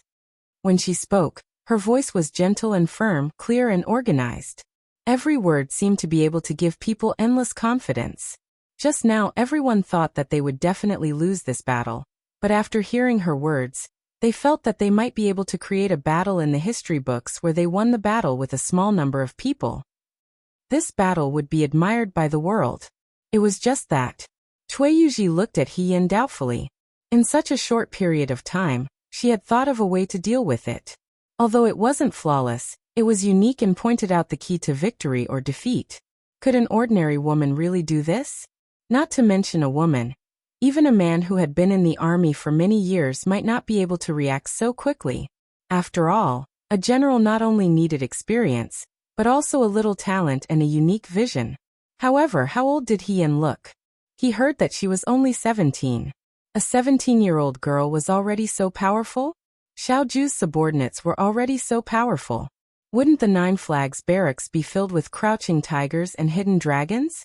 Cui Yuji felt a faint chill in his heart. I'm just suggesting this idea, He Yan said. I'm not sure if it can be implemented or how it can be implemented. He Yan knew that he had said too much, so he consciously passed the words to Xiao Ju. Whether this plan will work or not, it depends on the commander-in-chief's decision. She did not need to say this, but it was the responsibility of every general to treat every battle seriously. Moreover, Jiang City was a good place, and the people were very warm and honest. She was not willing to let this beautiful place, which was like a paradise, be destroyed by the Yudo. After all, if the Yudo took over Jiang, they would only go all the way north, and the people of Dawei would suffer. She would fight until the end. Everyone looked at Xiao Ju. Xiao Ju's gaze swept past He Yan. She stood up and walked to He Yan's side. He Yan lowered his head, avoided Xiao Ju's thoughtful gaze, and returned to his position. He picked up the charcoal pencil that Cui Yueji had put aside and circled it in front of the mark that Cui Yueji had just made. He then made a new mark. The new mark was in front of the old one, which was also in front of the shore of Jiang City. There was a narrow exit. This was the place where the canal and the river in Jiang City met. It was like the mouth of a gourd, sharp and thin. Only after passing through the mouth of the gourd could they reach the real canal. Fire attack is feasible, but we can set up an ambush here. This passage is narrow, so large ships cannot enter. Small boats can pass through it. Cui Yueji's eyes lit up. Xiao Ju had sharp eyes. This place was very suitable for an ambush. As for fire attack, Xiao Ju said, it depends on the wind direction and the terrain. There are people from the Directorate of Astronomy in the city, who are in charge of observing the weather and wind direction. A Jiang soldier said, they can be used to make arrangements for the planting of paddy fields in the farms. Another person asked hesitantly, but what if the wind direction is opposite on that day? Then we can't use fire attack. Xiao Ju said, after all, war is about the right time, the right place and the right people. He Yan thought to himself, that's true. Everything is indispensable. Of course, Xiao Ju did not finish his sentence. If the wind direction was opposite on that day, there would naturally be other ways. However, when it came to war, it was all about luck. If God did not let you win, there would be many examples of failure on the verge of success in the history books. What they needed to do was to minimize the possibility of these uncertainties. The discussion on the water attack lasted until midnight before the crowd finally dispersed. At first, everyone was listless and disappointed. Later on, they were full of energy and high spirits. It was all because of the ridiculous idea that He Yan came up with. Lin Shuanghe saw that the group of people's expressions were very different from when they first came out. He asked them in surprise, what happened? What did you do inside? Why are they so happy? Yin yawned. Of course, we used reason and emotion to persuade them. That's not necessary, Lin Shuanghe muttered. If I didn't know better, I would have thought that you guys were drinking wine inside. Yan was speechless. She said, it's getting late. I'm going to rest first. If there's anything else, we can talk about it tomorrow. Lin Shuanghe nodded. Okay. Yan returned to her room. During the day, she was correcting the formation of Jiang City's army in the training field. At night, she was discussing the map. She was already very tired. After she washed up, she walked out and saw Xiao Ju still sitting at the table in the inner room. He was writing something with a brush. Yan went over to take a look. He had somehow obtained a copy of the map that Cui Yueji had hung on the wall of the study room. However, it was a smaller copy. He put the copy of the Yudo's defense map that Chu Zhao had given to Mu Hongjin, and compared it with something. What he wrote was what He Yan had just mentioned. It was about the various aspects that they might need to pay attention to when attacking with fire.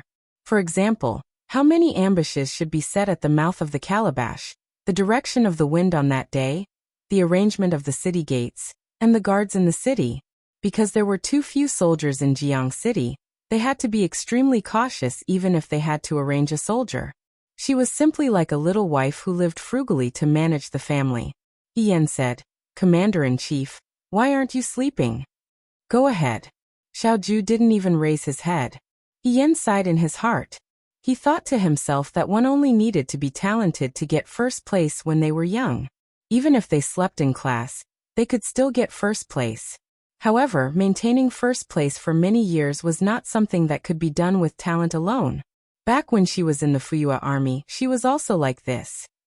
She had even seen the moon in the middle of the night from 1 to 3 in the morning. Thinking of this, she said, "Commander-in-Chief, let me help you." As she spoke, someone knocked on the door outside. It was Lu Buwang. "Ehi, are you asleep?" It was already so late. Why was Lu Buwang still looking for her? He Yan and Xiaoju looked at each other and said, "No, master, please wait a moment." She put on an outer robe and opened the door. Lu Buwang was standing outside the door. He had just returned from outside the residence, and his clothes were still covered with the cold dew of the night. He Yan looked outside the door and said, "Come in and talk." Lu Buwang entered the door and saw Xiaoju. He nodded slightly to Xiaoju as a greeting. His gaze fell on the scroll in front of Xiaoju. He paused for a moment and then said, "Commander-in-Chief, do you have a way to deal with the Battle of Jiang?" He Yan said, "A little bit." "What are the chances of winning?" He Yan said, "At most 50%. It would be best if it was 50%. Lu Buwang was silent for a moment and said, "The Yudo may take action soon." Xiaoju looked at him and asked, "Master Lu, what have you found?" "The Yudo I've been tracking have already gone in one direction. Some of them went out of the city, and some of them disappeared. They have noticed my whereabouts. The news of Her Highness evacuating the people can't be kept a secret." Lu Buwang said, "The Yudo's ship hasn't arrived yet. We have to race against time now. In the shortest time possible, the people of Jiang should evacuate as far as possible, but there are civilians in the city who can't leave." Lu Buwang's voice sank. He didn't want the civilians to be slaughtered by the Yudo. "Master," He Yan said, "don't you know how to do divination? Have you ever divined whether this battle will be won or lost?" "No solution." He Yan asked, "No solution?" In fact, many years ago, when Lu Buwang was still a teenager, he had divined the opportunities of Jiang City in the next few decades on the mountain. The divination showed that decades later, there would be a great disaster in the city. Corpses would be piled up, and there wouldn't be any chickens or dogs left. Even De Wei was the same. Wang Chao's fate was about to end. He wanted to continue divining, but Daoist Yunji, who happened to see it, smashed the tortoise shell with his palm and reprimanded him. "The heavenly Tao is unpredictable. How can you peek into the heavenly Tao?" The matter was left unsettled. Many things happened later. He also knew that the affairs of the world were unpredictable. Compared to the heavenly Tao, human strength was too insignificant. Lu Buwang hadn't divined for many years. However, ever since he met He Yan this time, he knew that there might be a war in Jiang City, and that the Yudo didn't come with good intentions. In the end, he couldn't stay out of it, so he secretly divined again. Divinations could never see the cause and process. They could only see the ending. He still remembered the result of the divination many years ago. However, decades later, the divinations were completely different. This was originally a dead end, and there was no chance of survival. However, he still saw the same scene as back then, but in the picture, there was an additional pair of blurry shadows. The shadows were golden and seemed to have infinite merit. They were as panicked as the sky, and like two bright golden lights, they illuminated the dead divinations. A dead end became an unknown, because of this pair of blurry shadows. He couldn't see the ending. Chapter 153. If he couldn't see the outcome, it meant that it wasn't completely hopeless. As for the person who changed the outcome with his own strength, Lu Buwang didn't know who he was either. There was a rule in the sect that divination could only ask about things, not people. It was because of the saying, "Man can conquer nature." People who weren't completely controlled by the Tao of Heaven. We have the geographical advantage. The mouth of Jiang City is our natural advantage. Moreover, those Jiang City soldiers grew up by the water and are good at swimming. In terms of manpower, now that we're here, we'll try our best to avoid mistakes. The only difficulty now is actually the weather. He Yan looked at Lu Buwang and said, "If the wind blows from the southeast that day, it will be our victory. If the wind blows from the northwest that day, even the heavens will stand on the side of the Wutua." The direction of the wind determined whether they could use fire to attack, and fire was the most likely way to win. Military Governor Xiao. Lu Buang looked at Xiaoju. Even if the people in the city evacuate, if the Yudo attack in a few days, the city won't be able to defend, and the lives of the people in the city won't be guaranteed. Those people who have evacuated now will also be caught. Xiaoju said. Therefore, the later the Yudo attack, the better. If the Yudo attack soon, then the longer they defend the city, the better. You mean? Lu Buang seemed to have sensed something. Now we can only defend the city. Not only defend the city, He Yan said. If we want to take the initiative to attack, we can only use fire. But, in this battle, it was not only the generals and soldiers, but also the blessings and luck of the heavens. I understand. Lu Buang said. I'll think of another way. Commander-in-Chief, you should also prepare in advance. He looked worried. The Yudo will attack in 3 days at the latest. In fact, everyone understood that the so-called 3 days was already the best situation they estimated. In order to prevent too many people from evacuating the city, the Yudo would definitely send troops in a very short time. Both sides were simply fighting for time. That was what He Yan and the others thought. But what they didn't expect was that the Wutua people were even more impatient than them. The next night, a loud horn sounded from the north of the canal, and thousands of large ships appeared above the canal, bringing with them the ferocious Wutua people and long knives. The soldiers were at the city gates. Mu Hongjin sat in the middle of the hall. The servants around her all stood with their heads lowered. The atmosphere was heavy and stagnant. Only the woman was the same as before. She calmly ordered the servants beside her. Let the soldiers at the entrance of the prince's mansion go to the city gate. Your Highness, if the city gate is lost, I won't live alone either. Instead of guarding the palace, it's better to guard the people. Mu Hongjin said calmly. I'm their princess, so it's only right. Her attitude was firm. The servant hesitated for a moment, but in the end he still did as she said. Mu Hongjin raised her eyes and looked at the painting of Jiang in spring on the wall. The bustling flower market and the lively crowd were so lively that it seemed like they would walk out of the painting in the next moment. The battle was about to start. The princess was as beautiful and arrogant as ever. She was calm and powerful, without the slightest bit of panic. It was as if what happened outside was just a small disturbance that was not worth mentioning. As long as she listened to the zither and watched the dance, everything would be resolved. Father, the red-robed woman murmured in her heart. Your daughter has already guarded this city for more than 20 years, and will continue to do so in the future. The people of this city are so pure and kind. The water god will protect them. They will definitely get through this difficult time. Jiang City had not had a battle for many years.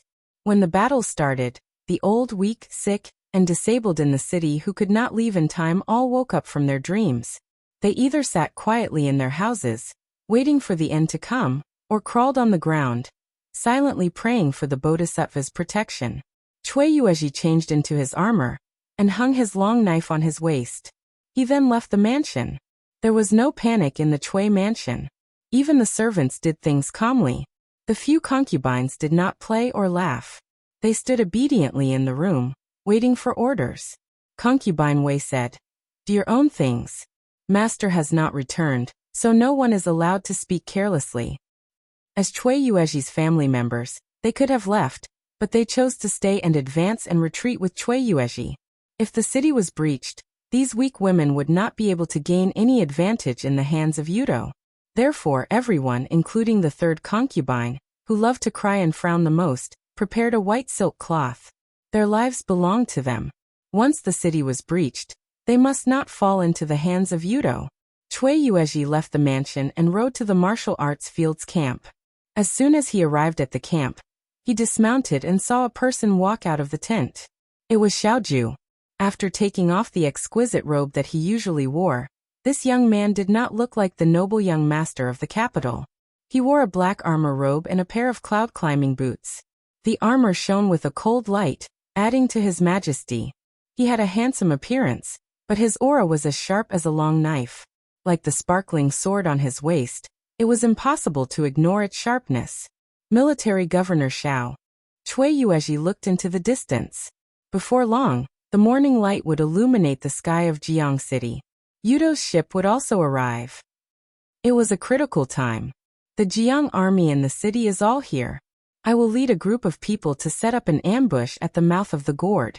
Commander-in-Chief, lead the others to board the ship and fight head-on with the Jiang army.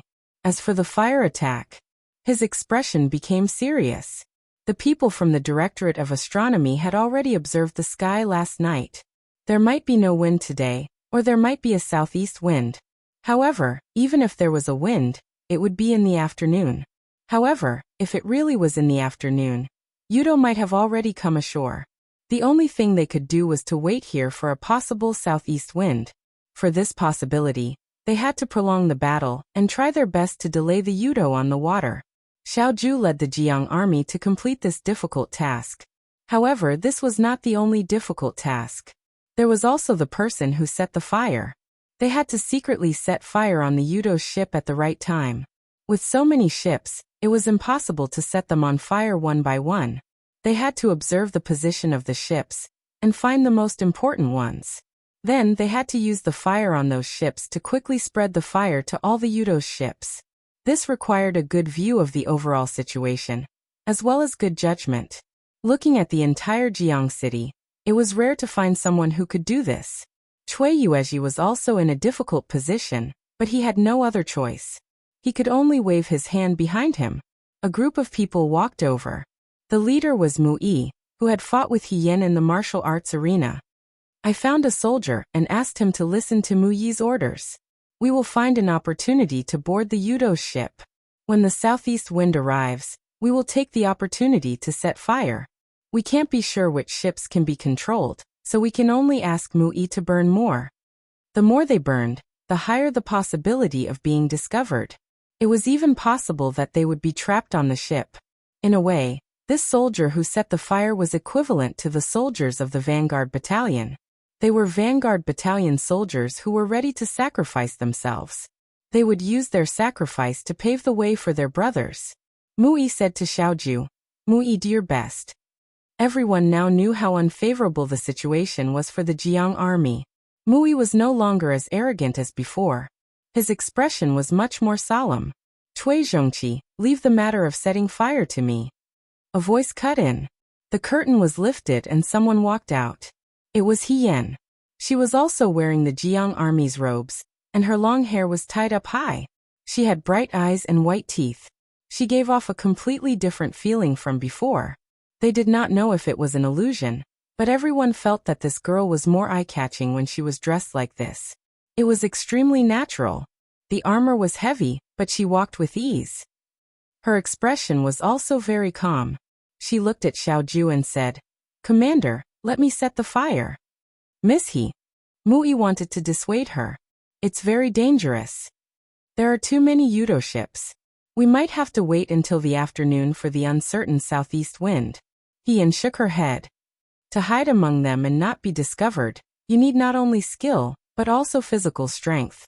You also need to know how to coordinate with the Jiang army led by the commander. Brother Mu Yi, you have never fought side by side with the commander before. Even if you set the fire, you two will not be able to get used to each other in a short period of time. I am the commander's subordinate, and I have a tacit understanding with him. It is best for me to lead you. She smiled faintly. Didn't you already fight with me in the martial arts arena? Why do you still have so little confidence in me? Mu Yi's face turned slightly red.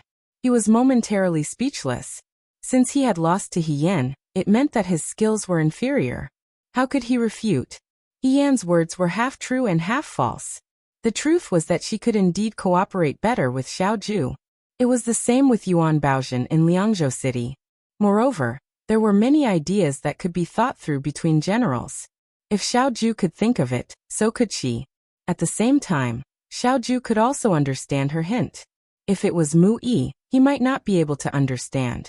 Secondly, she could also see that Mu Yi was determined to die, and intended to exchange his life for success. However, on the battlefield, it was the general's responsibility to try to avoid unnecessary sacrifices. Although she did not dare to say that she could lead this group of people to retreat unscathed, at least they would not be completely wiped out. Whether it was for public or private reasons, it was better for her to do this dangerous task than for Mu Yi. Cui Yuezhi was somewhat hesitant. That day when they were discussing fire attacks, he already knew that He Yan was not simple and could not be underestimated. He was also much more capable than Mu Yi. However, he was not familiar with He Yan. He did not know how far he could go. Moreover, He Yan was not his subordinate. Even if he agreed, Xiao Ju could not do anything about it. Therefore, he looked at Xiao Ju and said, Miss He's abilities, of course I believe in Miss He's abilities. I am also very assured that Miss He will do this. However, I do not know what military governor Xiao thinks. Xiao Ju looked at He Yan, and He Yan looked back at her. Her gaze was clear and full of vitality. She was wearing the armor, looking heroic and high-spirited. It illuminated her entire face. She was like the young man who shone in the martial arts arena of the Liang Province Guards. Her movements were as nimble as the wind. The wind of freedom should not be trapped in a small place. The corners of his mouth twitched slightly. He said calmly, "Go." He Yan said, "Thank you, military governor." She originally thought that Xiao Ju might not agree, and that she would have to persuade him. She did not expect that he would agree so readily today. However, Xiao Ju could probably see that it was better for her to go than for Mu Yi. As the main commander, every order he gave had to be fair. "Be careful," Xiao Ju said. "There is no need to rush. If the situation is not right, retreat. I have other ways." He Yan said, "Understood." He Yan led Mu Yi and the others forward. Excluding herself, there were a total of 50 people. These 50 men were the 50 best fighters in Jiang City's army. Because they had to hide in the dark, ambush, hide, set fire, and retreat, they might have to fight with some judo. Therefore they could not be weak.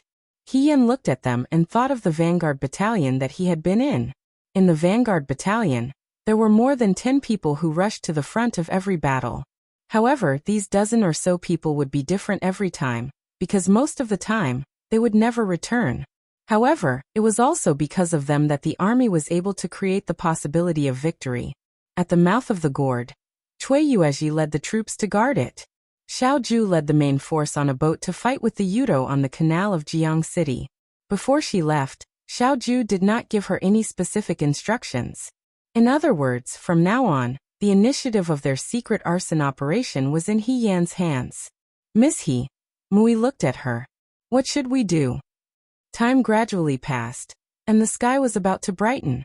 There was not much time for them to hesitate here. Although Mui knew that He Yan's skills were outstanding, he was not confident that He Yan could command a surprise attack. He did not even know that He Yan was the one who proposed the fire attack plan. He only thought that He Yan had the same idea as him. To use his skills to sneak onto the Yudo's ship and set fire to the Yudo's ship. "Should we prepare the ointment now?" Mui asked. He thought that she had not thought of a way and took the initiative to remind her. "We will hide the ointment on the shore and think of a way to transport it onto the Yudo's ship. How about it?" "No need." He Yan raised his hand and said, "Prepare 10 small boats." 10 small boats? Mui frowned. Now that the ships have been given to military governor Xiao, there are not many ships at the moment. "Why do we need so many ships?" He Yan said, "I thought about it. It is much harder to burn their ships one by one than to burn our own. Why don't we burn our ships?" Mu Yi was stunned. The dozens of people behind him did not understand. Someone asked, "What do you mean? Can you explain it more clearly?" "I need 10 small boats. Put all the ointment that you have prepared on the 10 small boats. Then pile them with hay and pretend that they are the same as the other warships. When the two sides fight, the Yudo will think that they are just small boats piled with ointment, the same as the ships of Jiang City's army. When the southeast wind blows, we can pretend to fight them and get closer to the Yudo's ship. At that time, we can set fire to our own ship. This is the only way to have the highest chance of success. You can also jump into the river and save yourselves," she said. Chapter 154. When these 50 people first accepted Cui Yuezhi's orders, they never thought that they would come back alive. When they heard He Yan's words, they froze on the spot. After a while someone asked, "Is this feasible?" "I'll attract the Yudo's attention from the front," He Yan said. "However, your boats will need to be arranged according to my arrangements." She had never set up a formation on the water before, but she couldn't care less at the moment. However, Hien looked at the distant sky. There was a ray of light at the end of the sky. The sky was about to brighten. Would there be any wind today? Would the heavens be on their side? But no matter what, fighting was their destiny. Pick up the sabers in your hands and follow me, she said. Dawn finally broke, and the last bit of darkness dissipated. A red sun rose from the front of the canal, accompanied by clouds and mist. Golden light spread across the entire river, and Jiang City was enveloped in a splendid glow. The soldiers on the city tower blew the horn. At the embankment, the Jiang army was ready to set off. Their boats docked at the shore like dense black iron. A dark spot gradually appeared in the distance. Slowly, the dark spot grew bigger and bigger. At first, it was a flat line. Then, the line became wider and longer until it covered a large area of the canal. Everyone could see clearly that it was the Yudo's boats. The Yudo's boats were extremely tall. At the bow of the boats stood the Yudo soldiers. They were all wearing leather robes and small round hats made of black lamb skin. 2 red belts were attached to the back of the hats. They were all tall and strong. Before they even got close, they laughed loudly and intimidated the Jiang army. Commander-in-Chief, a deputy soldier behind her said in a trembling voice, "They're men." "At least 150,000, Xiao Ju said. 20,000 against 150,000. This was no longer a battle of numbers. The disparity was so big that it made people feel desperate. "Follow me onto the boat." Xiao Ju took the lead and stepped onto the small boat on the shore. Compared to the Yudo ships, the Jiang City Army ships were too small. The Yudo soldiers had come up from the north of the canal, and it was a long journey. The ships were large and sturdy, and it was unknown what kind of wood they were made of, but it should be very precious. In recent years, Dewey had been busy quelling the chaos in the western Chong and southern barbarians, giving the Yudo an opportunity. Unknowingly, the wealth of the Yudo kingdom was not to be underestimated. Its treasury might not be any weaker than that of Dewey. The soldiers of Jiang City followed the Xiao Ju onto the ship, and the ship headed in the direction of the Wu Tuo army. The leader who led the troops to Jiang this time was the Yuchuo General Maka. Maka was actually not very tall. In fact, compared to the bodyguards around him, he was rather short. He was not very old and had just stood up, but he was already very famous in the Utopia Kingdom. This was because he was extremely adept at sneak attacks. Furthermore, because he was the cousin of the king of Wutua Kingdom, the king had entrusted him with an army of 150,000 soldiers, allowing him to fight his first battle in Dewey. Maka was determined to win over Jiang. The spies hidden in Jiang City had already found out about the current situation in Jiang City. The territory of a vassal king did not have many soldiers and horses, and it had been peaceful and happy all these years. Conquering such a city was actually a piece of cake. The only problem was the princess of Jiang Muhongjin. This woman was very cunning, but she was only a woman. However, there seemed to be more people in Jiang City these days. It was said that a white-clothed swordsman was chasing after the spies of the Utopia Kingdom. It was unknown if the news had been leaked, but the commoners of Jiang City had already begun to evacuate. In order to avoid any more trouble, they decided to take action in advance. "Is the one leading the troops this time Cui Yuezhi?" Maka asked. "I heard that he was also a fierce general when he was young, but now that he's old, I wonder if he still wants to use his blade." His trusted aides around him roared with laughter. "He can't compare to the general's blade." Maka stroked the scabbard on his waist. "If he really dies under my blade, it'll be his glory." His laughter drifted over the river and landed in the midst of Jiang City's army. Xiao Ju stood at the bow of the boat and watched as more and more Utopia soldiers appeared in the distance. After a moment, she curled her lips. "Idiots." "What?" The deputy soldier was puzzled. "All the Utopia soldiers are lined up at the bow and stern. Looks like they're afraid they won't die quickly enough." Xiao Ju stood up and walked inside. She grabbed the cloak in Chi Wu's hands and tied it around herself. "Try to stay on the water for as long as possible. There's no need to stop someone who's rushing to their death." At the same time, Hien also boarded a small boat filled with ointment. The ointment and firewood on the boat were tightly covered with thick linen cloth. It looked no different from the ordinary boats of Jiang City's army, and there was a military flag on top of it. The 50 people were divided into 10 groups of 5. He Yan and Mu Yi were on the same boat. She said to the others, "Follow me from afar. Don't come close." She took out a piece of paper from her bosom and casually picked up a charcoal pen from the ground to draw a picture. "Look at this." There were a few boats drawn on the map, and the one in the middle was circled by He Yan. "I'll use this boat to attract the attention of the Wutua people. The rest of your boats will be arranged according to the directions I drew. When I give the signal, you must burn the boat and jump into the water. Can you do it?" "Miss He," someone said worriedly. "Why don't we do it instead?" It was too dangerous to act as the Yudo's bait. If they weren't careful, they could lose their lives. Although no one was willing to die, they couldn't watch a girl take the lead and face danger alone. "Don't worry, I have my own plans." He Yan tightened the whip around her waist and took the lead to walk towards the boat. "The commander-in-chief has already boarded the boat. Let's set off too." The boats met at the canal in front of the city gate. Jiang City's army looked as small as ants against the countless Yudo boats. However, the youth standing at the front of the boat was dressed in black armor. His posture was as straight as a sword, and he was as beautiful as a spring willow. However, he held a long sword in his hand, and his aura was as cold as a blade. The morning sun shone on his body, giving off a myriad of brilliance. He was so cold that one couldn't look at him directly. This was an unfamiliar man. Maka was slightly stunned. She asked the person beside her hesitantly, "This isn't Cui Yuezhi. Who is he?" Cui Yuezhi was a fatty, not a handsome man. However, Cui Yuezhi wasn't here. Where did this person come from? Was he a new talent in Jiang City? However, the secret letter sent back by the Yudo spies never mentioned this person. Since he was not an outstanding person, why would Mu Hongjin hand over the small number of city guards to him? "I've never seen this person before." The subordinate beside her said hesitantly, "Maybe Cui Yuezhi can't do it anymore. There's no one in Jiang City, so Mu Hongjin found someone to replace him. This person is so young. It's obvious that he's not a match for the general." Maka didn't say anything. As a general, he naturally had an intuition as to whether the other party was an embroidered pillow or a real person. This person didn't look ordinary. Maka was puzzled, but he didn't have time to think about it.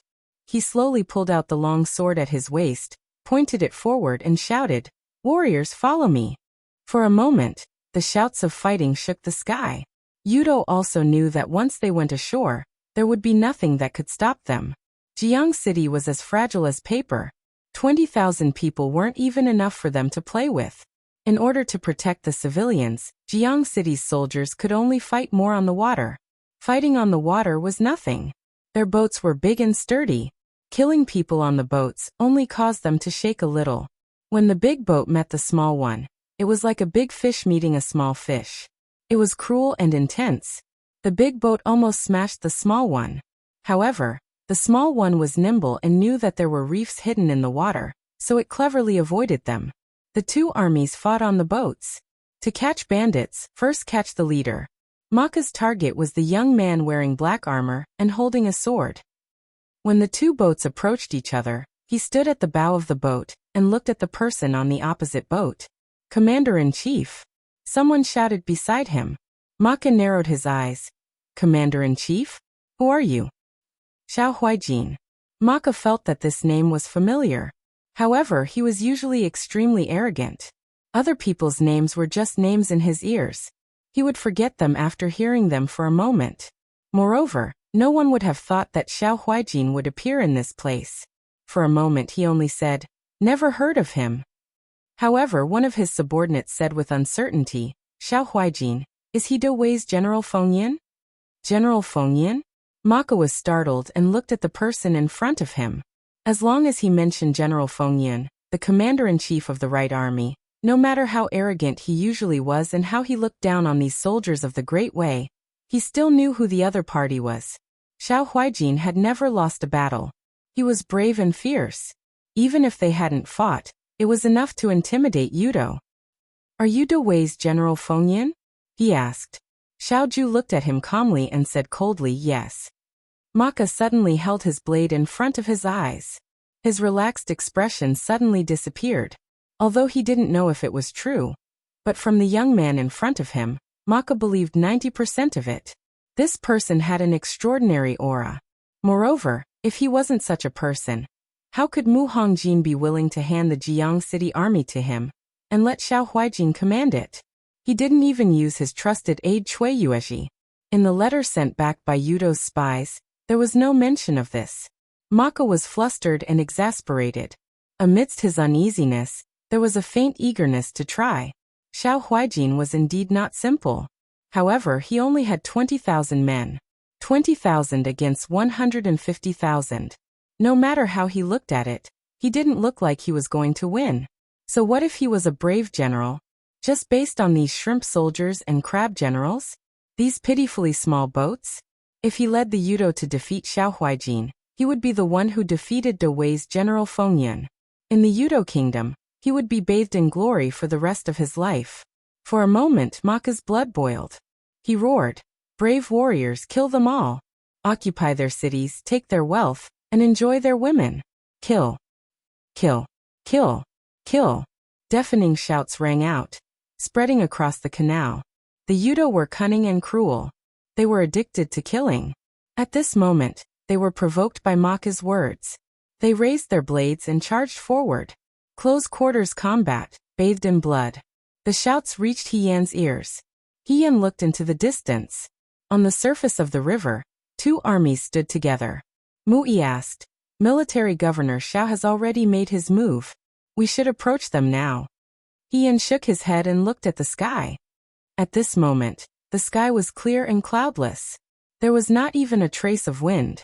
Her heart gradually sank. The people from the Directorate of Heavens had said that there might be no wind today, but even if there was wind, it would not be at this time. But, would there really be wind in this kind of weather? Would the heavens really stand on Jiang City's side? She looked at the Yudo Kingdom's ships in the distance. The Yudo Kingdom's ships were huge and heavy. They were especially famous above the canal. As she looked, she was suddenly startled. A moment later, a smile appeared on her lips. Mui asked, "What's wrong? Miss He, what are you smiling about?" "I'm laughing at the Yudo's stupidity," she said. "Look at the heads and tails of those ships. They're all linked together." The Yudo Kingdom was not a water town like Jiang, and the soldiers were not good at water. Therefore, all the ships were chained together at the head and the stern. The Yudo probably felt that this would save them a lot of effort. It would also prevent one of the ships from being unable to keep up with the rest. At a glance, it looked like a fleet. When sea merchants were transporting goods, this was a common method. However, it was a bit cumbersome to use it here. Especially today, they wanted to use fire to attack. Mu Yi's eyes lit up. "We just need to set fire to one of their ships." But soon he became worried again. Their ships are chained together. Once a small boat enters, it'll be like a sheep entering a tiger's den. I'm afraid that the Yudo will surround the boat before it can be burned. Don't worry. He Yan called for the rest of the people to board the ship. "Stay where you are on the map. I'll bring a ship and lure them over." "Lure them over?" Mui asked. "How?" It was not worthwhile for the Yudo to chase after a single ship. It was possible before, but now that so many ships were chained together, they would probably keep an eye on the Xiao Ju's Jiang army. "I have my ways," He Yan said. Just as he finished speaking, a man's voice was heard. "Ehi." He Yan turned his head. When he saw that it was Chu Zhao, he was slightly startled. "You asked Cui Jiao to go to the prince's mansion to get his highness's clothes. It's not safe outside, so I asked Cui Jiao to go back to the Cui mansion first and bring it to you." Chu Zhao smiled. "Fortunately, I made it in time." "Brother Chu, why are you still in Jiang City?" He Yan asked. "It's not safe here. You should have left with the evacuating people." This person did not even have the ability to protect himself. If the Yudo entered the city, he would probably be in danger. Even His Highness stayed in the prince's mansion. How could I abandon my comrades? Jiang is also De Wei's land. He can protect the people in Jiang. Although I'm not as good as he, I won't run away alone. I'll advance and retreat with my friends. But you don't know martial arts. Ian thought for a moment. Forget it. Wait a moment. She jumped off the boat and walked towards a tent by the shore.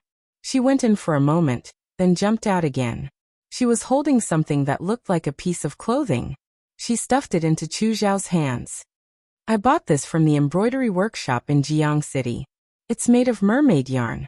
I heard from the shop assistant that it's invulnerable to swords and spears. Although I don't know if it's true, if you wear it, it'll be able to protect you. He Yen sighed in her heart. She originally wore the clothes under her armor, because she thought that it was better than nothing. If it really was a treasure, she would just treat it as wearing 2 sets of armor. However, when she saw Chu Zhao standing there so weakly that even a gust of wind could blow him away, she felt that it would be better to give the clothes to him. Although she did not know if this person was an enemy or not, he asked Cui Jiao to go back to the Cui mansion first, and did not leave alone. He was loyal. Chu Zhao was stunned. Just as he was about to speak, he saw that the girl had already turned around and followed the crowd onto the boat. Her back view looked extremely elegant, and she was quickly drowned out by the people around her. The boat gradually left the shore, and headed towards the center of the river where the battle cries were the loudest. There, the light of swords and the flames of war swirled. The boat was like a moth flying into a flame. It swayed and swayed, but there was no turning back. Chu Zhao looked down at the clothes in his hands.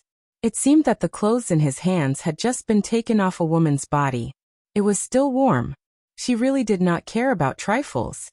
However, he slowly lifted the clothes. The skirt was long. It was a woman's dress. He was stunned for a moment. Then he shook his head and laughed. The people in the city hid in their houses. They closed the doors and windows tightly. The young were held in the arms of the old. They stared at the doors of their houses, as if they were staring at all their hope. Time slowly passed. There was not a single person on the streets. Jiang City, which was usually bustling, was as quiet as a ghost town today. In the prince's mansion, Mu Hongjin sat in the hall and looked outside. The windows were wide open. The willow branches were as gentle as usual. The sky was clear, and there was no wind today. She lowered her eyes. Her fingertips gradually dug into the soft cushions of the high seat. There was no wind today. At the mouth of the bottle gourd, the soldiers hiding in the dark were like sure too. They were silent and quiet. The archers were hiding in the dark. They were waiting for the Yudo to come ashore to ambush them. Cui Yuezhi stood behind a tree. His face, which was always smiling, was unusually solemn today. There were 150,000 Yudo. They did not even need to fight. Once they entered the city, the remaining people in the city, old and young, would have no way to survive. If they rushed a little faster, the people who were still fleeing on the road would also face a disaster. He had brought a portion of Jiang City's soldiers here to prevent them from coming ashore and entering the city. He wanted to become the last line of defense in front of the city gate. However, if the Xiaoju could not eliminate the main force of the Yudo, most of the Yudo would make it here. They would definitely not be able to stop the vicious wolves heading into the city with just a few of them. They could only do as He Yen had said last night. They could use fire to wipe out all the Yudo in one fell swoop. Only then would they be able to stop the remaining Yudo that had escaped the net. However, could the fire attack technique really work? A Jiang City soldier was lying in the grass with a bow and arrow on his back. The long grass covered his face and made his face slightly itchy. However, he still remained motionless and did not even have the intention to scratch it. He was not the only one who remained motionless. The grass in front of him, the flowers blooming by the roadside, the calm water surface, and the soft dandelions, all remained motionless. There was no wind today. Cui Yuezhi's heart gradually sank. There was no wind today, and the weather was not good. With less than 20,000 soldiers in the Xiaoju's hands, he was afraid that they would not be able to compete with the Yudo without using fire. Their so-called ambush here might end up becoming the prey of the Yudo. But why was there no wind today? The Xiaoju's master, the white-clothed swordsman who looked very powerful, said to him with certainty, "Don't worry. There will definitely be wind today." The people from the Directorate of Astronomy said that there was a 50% chance that there would be wind today. However, Lu Buwang said, "Arrange an ambush. There will definitely be wind today." They had heard that lay Buddhist Lu Buwang could perform divination, so they believed him without a doubt. Or perhaps, They were deceiving themselves and hoping that he was telling the truth, so they believed him. But now there was no wind. By the way, where was Lu Buwang? Only then did Cui Yuezhi remember that he had not seen Lu Buwang since he woke up early this morning and left the Cui mansion for the tent in the martial arts practice field. There were slight waves on the water surface. It was not the wind, but the fish in the water. The spring grass by the embankment was red and green. Deep in the forest with strange stones, someone was sitting on the ground with a guqin in front of him. The man was dressed in white, and his robe was clean and spotless. His appearance was particularly elegant, and there was a sword at his waist. He looked like a chic Jianghu swordsman. Lu Buwang looked up at the sky. The sunlight shone in the woods, casting a golden shadow. It didn't make people feel hot, and the warmth was just right. This was a spring day brimming with vitality. Every new patch of green carried the feeling of spring as it fell into the gentle land of water. The sounds of fighting in the distance were in sharp contrast to the tranquility here. Not far away, there was a clear distinction. The wind hadn't come yet, but Lu Buwang knew that the wind would definitely come whether it came earlier or later. Many years ago, there was no chance of survival in the dead end. Many years later, there was a glimmer of hope. At first he didn't know who those two shadows were, but now it seemed that they were most likely his disciple, He Yan, and the young and valiant right military governor, Xiao Huijin. These two people were generals who had fought on the battlefield for many years. They had already saved many people's lives, which was a merit. Heaven would not treat people with merit too harshly. Wherever they went, they would be blessed by good fortune. Perhaps it was because of their righteousness and light. Even the death chess game in Jiang City had a glimmer of hope. These two people could bring the death chess game back to life. Although they couldn't see the end, they could see a glimmer of hope. Since there was hope, it meant that the road wasn't a dead end. Therefore, the wind would definitely come. Although it might not come too early, the wind would definitely come. What he had to do was to grasp that chance of survival tightly and help these two people completely revive this chess game. The sounds of fighting in the distance seemed to be getting closer. This wasn't an illusion. Lu Buwang looked forward. Several large ships were sailing this way. Yudo wasn't a fool. He wouldn't be hindered by Xiao Ju all the time. While their main force was fighting with the Jiang City army led by Xiao Ju, another team took advantage of the chaos to sneak ashore. As long as they got ashore and took control of the entire Jiang City, it was only a matter of time before they won the naval battle. Cui Yuezhi's men were at the mouth of the calabash, which was still some distance away. They thought they were the first line of defense, but in fact, they weren't. Lu Buwang was the first line of defense. Among Taoist Yunji's 7 disciples, he was the best at the art of Qimen Duanjia. Over the years, he rarely used this technique because it was extremely energy-consuming and damaged his body. He was no longer the young man from back then.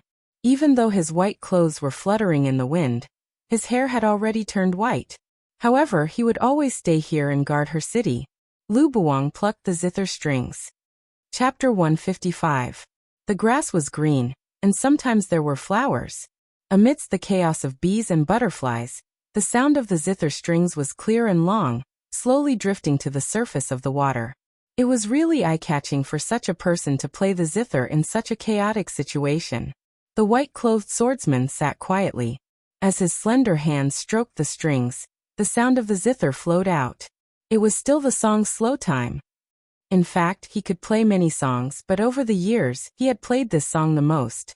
He had set up a formation around him, and the sound of the zither also had the ability to confuse people. When Yudo arrived here, he would be confused by the formation, and it would be difficult for him to find the entrance. He could stall for more time for Cui Yuezhi and wait for the late arrival of the east wind from God. Yudo's ship was slowly approaching, and someone got off the ship aggressively. Lu Buwang sat quietly, as if he was meditating on Qiyun Mountain back then. He was calm and unhurried. Taoist Yunji didn't praise him, but he had always been very tolerant of him. Everyone always said that he was the best among the 7 senior brothers on the mountain back then. His senior brothers always laughed and joked that he would bring glory to the sect one day. But he had been expelled from the sect long ago. The sound of the zither paused, as if disturbed by a foreign object, and he played the wrong rhythm. Lu Buwang was slightly absent-minded. Back then he met Mu Hongjin at the foot of Chiyun Mountain. Later he learned that Mu Hongjin was the beloved daughter of King Mingji in Jiang City. Mu Hongjin didn't want to marry the son of an important official in the court, so she begged Lu Buwang to take her away. Lu Buwang hesitated for a long time and decided to let her wait in the inn. He returned to Chiyun Mountain with his junior sister first and reported this matter to Taoist Yanji. But once he went up the mountain, he couldn't come down again. It was already a year later when he went down the mountain. Mu Hongjin always thought that he lied to her and deliberately told King Mingji about her whereabouts. He was the one who sent Mu Hongjin back to King Mingji's mansion. In fact, that wasn't the case. Back then, Lu Buwang did go up the mountain in a hurry. When he went up the mountain, he told Taoist Yanji that a girl who ran away from her marriage was forced by her family and was now resting outside. He hoped that Taoist Yanji could find a way to let him take Mu Hongjin up the mountain. Lu Buwang was honest and kind by nature. For the first time, he lied to Taoist Yanji. He only said that Mu Hongjin was a girl from an ordinary family, and did not mention that she was the daughter of Prince Mengji. Lu Buwang was worried. Once Taoist Yanji knew Mu Hongjin's true identity, he might not save her. However, Taoist Master Yanji knew better than him. "Are you talking about Mu Hongjin from Prince Meng's mansion?" Lu Buwang was stunned. "Master, you're so stupid." Taoist Master Yanji looked at him and scolded him with a sullen face. "Do you know who she is? She was the only daughter of King Mengji, and would inherit the throne in the future. The reason why King Mengji arranged this marriage for her is because she will become King Mengji's daughter. You were so careless as to bring her up Chiyun Mountain. Do you know what kind of disaster you will bring to Jiang City? How much trouble would it bring to Chiyun Mountain? Even if you don't care about the lives of the people in Jiang City, your senior martial brothers grew up with you. Don't tell me you don't care about their safety?" "Master, it's not like that," Lu Buwang argued. Taoist Yanji sighed and said, "Do you think King Mengji will let go of Chiyun Mountain if he knows that you hid his daughter here? He won't know." "Buwang, you're too naive." Taoist Yanji flicked his sleeves and said, "Give up. I won't do anything." Lu Buwang knelt on the ground. After thinking for a while, he stood up and bowed to Taoist Yanji. "I understand. What do you want to do?" "I'll think of a way myself." Lu Buwang thought that although he was not as capable as Taoist Yanji, there was always a way out. He must be able to think of another way. The most important thing now was that he had to go down the mountain first. The day he agreed to meet Mu Hongjin was approaching. "Are you still going to find that woman?" Lu Buwang said. "Yes, I've already made an agreement with her." Taoist Yanji said, "You can't go down the mountain." "What? I can't watch you destroy Chiyun Mountain," Taoist Yanji said. "You must stay on the mountain." "Master, she's still waiting for me." Taoist Yanji's face was completely ruthless. Lu Buwang slowly pulled out the long sword at his waist. He didn't want to fight with his master, but he was really anxious. However, his swordsmanship was not as good as Taoist Yanji's, so he was defeated in the end. Taoist Yanji locked him in a water cave on the mountain. The cave was surrounded by waterfalls and fragrant orchids. Just looking at it, the scenery was very beautiful. But Taoist Yanji had also set up a formation around him, so he couldn't leave the formation, and could only be trapped here. Lu Buwang's Chimanduanjia couldn't be compared with Taoist Yanji's after all. He begged Taoist Yanji in despair. "Master, I just need to go down the mountain and say something to her. I can't go back on my words. She's still waiting for me. Master, if you can solve my formation, you can go down the mountain." Taoist Yanji turned and left. Lu Buwang was meditating in the formation and trying to solve it. But this formation was even more powerful than all the formations he had encountered in the past.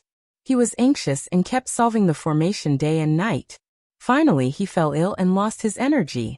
Yu Shu came to see him and gave him medicine.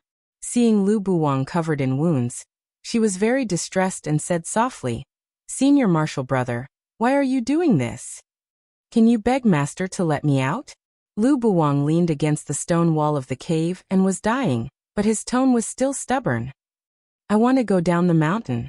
Yu Shu took a step back and couldn't help crying and shouting at him. "So what if you go down the mountain? She's already married. She didn't wait for you." Mu Hongjin has already married her husband. Lu Buwang widened his eyes slightly. He was in the mountain and in the formation, so he couldn't sense the changes in time outside. He could only count the days. Every other day, he would carve a stroke on the stone wall. Looking back, more than 200 days and nights had passed. That girl, who was wearing a red dress with bells on her long braids and always stuck to him with a smile, was already married? What kind of mood did she have? Was it the hatred of not waiting for him and being stood up? Or was it the despair of being forced to get into the bridal sedan? Lu Buwang's heart ached violently. She didn't wait for you. She has already forgotten your agreement. His junior martial sister stood in front of him and said with tears in her eyes, "So, you should also forget her." Forget her? How was that possible? He didn't know when he was in love with her, but he only knew when she left. He had long been used to the days of being relied on, pestered and deceived. Even though he was angry, he enjoyed it. How could he forget her so easily? When was she found by the people of the mansion, and when did she get married? He asked slowly. Yu Shu answered. Not long after you left, she was found by the soldiers. She got married not long after. Senior martial brother, she still wanted to persuade him. Why don't you go and admit defeat to Master and live a good life on Qian Mountain in the future? Don't mention that matter again, okay? Lu Buwang didn't speak. Senior martial brother? He raised his head. The young man's eyes, which had always been clean and clear like the warm sun in spring, were now a little cold and distant. Yu Shu was also frightened by his eyes. You can go, Lu Buwang said. Don't come back in the future. He worked harder to solve the formation and studied it. He ignored whether his body could bear it or not, and there was only one thought in his mind. He wanted to go down the mountain. Lu Buwang's Chiman Duanjiao advanced by leaps and bounds in this day of hard work. At the same time, he also noticed that the power of Taoist Yanji's formation was gradually weakening. Another spring day came, and he broke out of the formation. The spring rain wet the green grass under the eaves, and the young man's white clothes were splashed with mud. He was completely undecided, and he walked firmly step by step. The senior martial brothers and junior martial sisters surrounded Taoist Yanji's bed. After such a long time, the formation was getting weaker and weaker. It wasn't his illusion that Taoist Yanji's time was coming. Lu Buwang was stunned. He rushed to Taoist Yanji's bed and knelt down. Taoist Yanji looked at him and asked, Have you broken the formation? Lu Buwang nodded. His master reached out and touched his pulse slightly. He sensed something and sighed deeply. You still want to go down the mountain? He asked. Lu Buwang knelt upright and said, Yes. There was a long silence. You can go. The master who raised him said word by word. From now on, you are no longer a member of my sect. Don't go up Qian Mountain again. Master. The senior martial brothers were shocked and pleaded for him. Taoist Yanji didn't speak. He closed his eyes, and when he looked again, he had already passed away. In a single night, he had lost the master who had raised him and the right to stay on Qian Mountain. After burying Taoist Yanji with the senior martial brothers, Lu Buwang went down the mountain alone. After this farewell, he knew that it would be forever and never be able to meet again. His wound hurt faintly. Breaking the formation by force like this had hurt his foundation after all. It was raining heavily. Without an umbrella, he stumbled on the muddy mountain road without stopping all the way. Finally, he reached the foot of the mountain and entered Jiang City. The city was as lively and warm as that spring day. There was no difference at all. Lu Buwang walked to Prince Mingji's mansion. He hid under the eaves opposite the mansion, wearing a bamboo hat, and wanted to see Mu Hongjin. He didn't know what to say when he saw Mu Hongjin. He was the one who failed to keep the appointment, and he was also the one who was late for more than a year. He was the one who asked her to wait for him, and he was also the one who didn't come. But if she wanted to leave and shook his arm like back then, asking him to take her away, Lu Buwang thought that he might still be helpless and do as she wished. Then he saw Mu Hongjin. Unlike the arrogant girl back then, she had become more beautiful. Wearing an exquisite and luxurious robe, she got out of the carriage and said something to the man beside her. The man beside her also looked gentle. He hugged her waist from behind, and his robe couldn't cover her slightly bulging belly. Mu Hongjin was pregnant. The legendary bad old man was not old, and his gaze was very gentle when he looked at her. She looked back at him with a gentle gaze, completely different from the arrogant and willful girl in his memory. The rain wet his boots and robe, but Lu Buwang felt that it was not as embarrassing as him at this moment. They were in harmony with each other, and they were a loving couple. They looked like an immortal couple, while he stood here, looking out of place. But why should he make Mu Hongjin wait here all the time? This girl was as bright and lively as the peach blossoms at the foot of Chiyun Mountain. Beautiful people or things were always discovered by others. Just as he fell in love with her unknowingly, Mu Hongjin's husband was the same. Mu Hongjin already had her own peaceful life, so there was no need for him to disturb her. As if his gaze was too hot and painful, Mu Hongjin seemed to feel it and looked back. Lu Buwang turned slightly and hid under the shadow of the eaves. What's wrong? The man beside her held her hand and asked. Nothing. Mu Hongjin shook her head. It's probably my illusion. The rain was cold. He was obviously hiding under the eaves, so why did it wet his cheeks? He seemed to taste bitterness at the corner of his lips. It turned out that the spring rain was also not sweet. He strode away. The sound of the zither was poetic and picturesque, covering all the murderous intent in the jungle. Some Yudo stepped in without noticing and suddenly screamed. For a moment, there were screams. Finally, someone realized that something was wrong and stopped the people behind him. Don't come in. There's an ambush. Lu Buwang smiled slightly. After leaving the mountain that year, he had been silent for a long time, like a walking corpse, not knowing what he could do in the future. He could neither return to Chiyun Mountain nor find Mu Hongjin. For a time, he felt that living in the world was meaningless. Until Yushu found him. His little junior sister was not as cute as before, and she was much more haggard. Standing in front of him, Lu Buwang suddenly realized that Yushu was also a big girl, no longer the little sister who ran around behind him. Senior martial brother. The girl looked at him with tears in her eyes. I'm sorry. What? He didn't understand. The reason why Miss Mu was found by the soldiers of the prince's mansion was that I told on her. Lu Buwang's expression froze on the spot. I like you very much.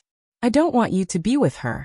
Yet, Yushu seemed to want to speak out all her faults in one go, as if she was seeking release. I eavesdropped on your conversation, so I told Ming Jiwang her hiding place. I thought that as long as she got married, you would forget her and stop thinking about her. I didn't expect you to be so stubborn for so many years. I'm sorry, I was wrong, she burst into tears. I hurt you, senior martial brother. I'm sorry. She cried to her heart's content, but Lu Buwang was like a stone, his whole body stiff and cold. He was young and ignorant, and his mind was rough. He didn't see the deep affection in his little junior sister's eyes when she looked at him, nor did he see the hostility that flashed by when Yushu looked at Mu Hongjin. A girl's love and hate came directly and simply. She only cared about venting when she was angry, but she didn't expect that she would miss a pair of lovers. It wasn't until the world changed and the regret snowballed that she realized her mistake. How could you do this? For the first time he got angry at Yushu. Did you know? He didn't continue. What did he know? Back then, he didn't know that he loved her so deeply. He was like a fool. Eldest martial brother, who came after hearing the news, found him and said, Little Seven, don't blame Yushu. She was young and ignorant, and now she knows that she was wrong. Also, don't blame Master for not saving you and locking you in the formation on Chiyun Mountain. Lu Buwang replied blankly, I didn't blame anyone. He only blamed himself. Do you know why Master locked you in Chiyun Mountain back then? Eldest martial brother said. Master has always been kind and generous. Since he adopted us 7 orphans, so what if Mu Hongjin is the princess? If Master really wanted to protect her, why would he be afraid of the danger brought by this identity? Lu Buwang looked at him, not understanding what he meant. Master did it for you. Taoist Yunji once divined for Lu Buwang, and the divination showed that one day, he would die young because of a woman. Deep love would kill him. You are Master's favorite disciple. Master was afraid that you would lose your life because of Mu Hongjin, so he locked you in the formation. Eldest martial brother said. Although he was biased in his actions, he did it wholeheartedly for you. Lu Buwang felt that it was ridiculous. It was just a divination. How could he miss it like this? Taoist Yunji did it for him, so who could he blame? He could only blame the fickleness of the world. He had been staying in Jiang City, hiding in the dark, and doing the same things as before every day. Until one day, Yushu was arrested by Mu Hongjin's guards in the temple. Yushu didn't have the guts to assassinate her. As soon as the news came out, Lu Buwang knew that Mu Hongjin was forcing him to show up. Not only was he not angry, but there was even a trace of joy in his heart.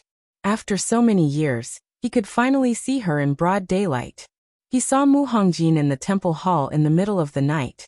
Time had polished her to be even more magnificent and beautiful. She was like a ripe honey fruit, and her whole body was full of unspeakable flirtatiousness and wildness. Lu Buwang thought bitterly in his heart. Who made her like this? Was it her current husband? Well, they even had a child together. She had already gotten married and had children, and was getting further and further away from him. The woman's red robe was gorgeous, and the golden crown slightly reflected sparkling colors in the night. Her eyes were even brighter than this. She stared at him, and there was no longer the naughtiness and innocence in her eyes from many years ago. He had thousands of words to say to her, but in the end, he didn't know where to start. In the end, the sentence he spat out was, "Where is Yushu?" Lu Buwang still remembered Mu Hongjin's gaze at that time, which seemed to be a little shocked and a little understanding. The moment he said that, he instantly regretted it. He shouldn't have been so blunt. He should have said something else. Asking her how she had been all these years and apologizing for breaking his promise back, then was better than questioning her. Mu Hongjin looked at him as if she was looking at a stranger, and she replied lightly, "In prison." The conversation between the two of them was as distant as that between strangers, as if they were standing on opposing sides, and there was no longer the intimacy of the past. Lu Buwang was very conflicted. He wanted to stay here, talk to her more, and look at her more. But he was afraid that if he stayed here for too long, he wouldn't be able to control himself and reveal his feelings, which would cause trouble for Mu Hongjin. It had been a long time, and he didn't arrive in time back then. Now Mu Hongjin already had someone else by her side, and she no longer needed him. Why should he come to disturb her and ask for a snub? He wanted Mu Hongjin to release Yushu and catch him. Taoist Yunji raised him, and Yushu was his daughter. He couldn't watch Yushu be imprisoned. Besides, Mu Hongjin's purpose of catching Yushu was him. Lu Buwang thought that Mu Hongjin must hate him very much, but people were stingy to show a trace of affection for things they didn't care about, so Mu Hongjin hated him. Perhaps after so many years, she still had a little bit of love left. "She's just a junior sister. You're so protective of her. Do you like her?" Lu Buwang answered, "Yes." "What did you say?" Lu Buwang looked at her, as if he wanted to engrave her appearance at this moment in his heart forever. He said word by word, "I like her." He admitted that he was the one who told on her, that he lied to Mu Hongjin and made up a promise casually, and that he had never liked Mu Hongjin. Mu Hongjin smiled. Her smile was contemptuous and sarcastic, as if his likes and dislikes were so insignificant and ridiculous. She wanted Lu Buwang to be her lover as a condition for letting Yushu go. Lu Buwang was furious. He was furious that she humiliated him and her like this. But in his anger, there was a faint desire. He was horrified to find that he had never given up in his heart. It was as if there were countless fire seeds buried in the ground. As long as she said a word, they could easily break out of the ground and start a prairie fire. He agreed. But Mu Hongjin was unwilling. Mu Hongjin wanted him to get out of Jiang City with Yushu and never set foot here again. She wanted to draw a clean line between herself and Lu Buwang, so that they would never cross paths. This was the last time he talked to Mu Hongjin. Lu Buwang later changed his name to Layman Yunlin and traveled around. He went to many places. He was dressed in white and his swordsmanship was outstanding. Everywhere he went, people praised and admired him. But he was always cold and cheerless, as if he didn't care about anything. He also never saw his own senior brothers and Yushu again. In this world, everyone ultimately had to become their lonesome self. But he still returned to Jiang City every year during the Water God Festival. He secretly entered the city without anyone knowing, just to take a look at the city that Mu Hongjin was guarding. It was as if he was guarding her. Fuxi's divination only asked about things and not people. This was a rule he set for himself later. It was inevitable to foresee twists and turns when doing divination for others. In order to avoid twists and turns, he tried his best to avoid some encounters that might bring misfortune. But he didn't know that every encounter in the human world had its own precious fate. While avoiding the calamity, he had also fallen into another trap of fate, just like himself. He regretted it all his life. He was close at hand but couldn't get it. In the depths of the dense forest, the screams became louder and louder, and more people came ashore. His zither music gradually became more and more intense, like a golden spear and armored horse, looming in the formation filled with killing intent. The formation wasn't omnipotent. The more people there were, the shorter the time it could be maintained, and the more energy it needed to consume. Back then on Qiyun Mountain, when Taoist Yunji locked him in the formation, in order to get out as soon as possible, he ignored his injuries and forcibly broke the formation to study it. In the end, his mind was hurt. Over the years, he had never set up such an energy-consuming formation. A trace of blood slowly flowed out of Lu Buwang's lips. In the spring light, he smiled calmly, as if he was out of this world for the first time. It was as if he was still the young swordsman in white, standing in front of his sweetheart. Chapter 156. Battle cries filled the air on the canal as boats collided with each other. The Yudo surrounded the Jiang soldiers like vicious wolves. They outnumbered them, and the archers on the boats were ready. Arrows flew like shooting stars and pierced the boats of the Jiang soldiers into sieves in the blink of an eye. They could no longer sail. Although the Jiang soldiers who fell into the water could swim, they could not exert their strength in the water. The Yudo had also prepared many pitchforks, which looked like the tools fishermen used to spear fish. However, the tips were forged and sharp. They stabbed the Jiang soldiers who had fallen into the water. The water of the canal was quickly dyed red with blood. A young Jiang soldier dodged the sharp arrows shot from the Yudo's boat and jumped into the water. Dozens of Yudo laughed and stabbed him with the pitchforks in their hands. The Wutua people were strong to begin with, and the young man was only 16 or 17 years old. He couldn't dodge in time and was stabbed in the arm. Immediately after, the pitchforks stabbed at him from all directions, piercing through his body. The pitchforks were quickly retrieved, leaving a bloody hole in his chest. He struggled for a while and sank. Only blood was left on the surface of the water, proving that he had been alive. The deputy soldier looked back and shouted at the young man in the middle of the chaotic battle. "Commander, we can't do it. They have too many people." There were too many people. 2 fists were no match for 4 hands. They were outnumbered. This was not Gua City in the past.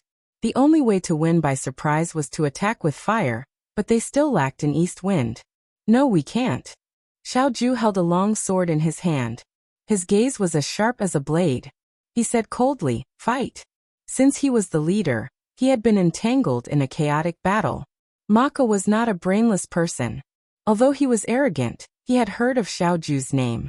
Previously, he had used the Western Chang people as bait to ambush the Liangzhou guards.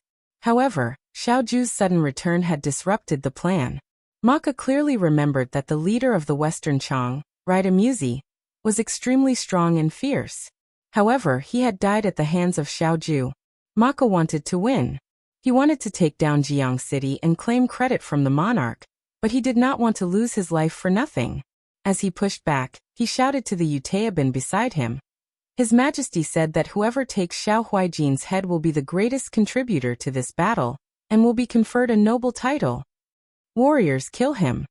The motivation of military exploits was always useful at times like this. When the Yuchuo soldiers heard this, their blood boiled, and they immediately swarmed in front of Xiaoju. This was the scene that He Yan saw when he approached with his boat. The young commander-in-chief's cloak left a dark mark on the surface of the water. His long sword was as cold as ice, which made his handsome face look like a Rakshasa. He could take someone's life with a snap of his fingers. Wave after wave of people surged forward. Corpses had already piled up around him, but there was no sign of fatigue on the young man's face. He was as valiant as ever. "We can't go on like this." Ian frowned. There were too many Yudo. One Xiaoju could fight against 10, or even 100, But what about 1,000 yudo? What about 10,000? What about 100,000? Of course, he could fight his way out of the encirclement alone, but as long as the yudo didn't come ashore, he would always have to stand in front of the civilians. The remaining Jiang City soldiers weren't enough to form a tacit understanding with him and cooperate seamlessly with him. Qi Wu and Fei Nu had both been arranged by Xiao Ju to Cui Yueji's side. He could only fight by himself. He Yan thought for a moment, then said to the other people on the boat, "Do as I said. Row the boat to the position I drew and wait for orders. Don't go too far." "Mu Yi," she said to Mu Yi, "take this boat and follow me." After saying this, she put on Mu Hongjin's robe that Chu Zhao had given her. "You?" Mu Yi was stunned. "I disguised myself as Her Highness the Princess to draw some people away," He Yan replied. "Otherwise, the commander-in-chief won't be able to hold on for so long. We have to disperse the Yudo's forces in order to delay them for a longer time." "Even if you disguised yourself as Her Highness," Mu Yi couldn't help but say, "how do you know that they will definitely chase after us?"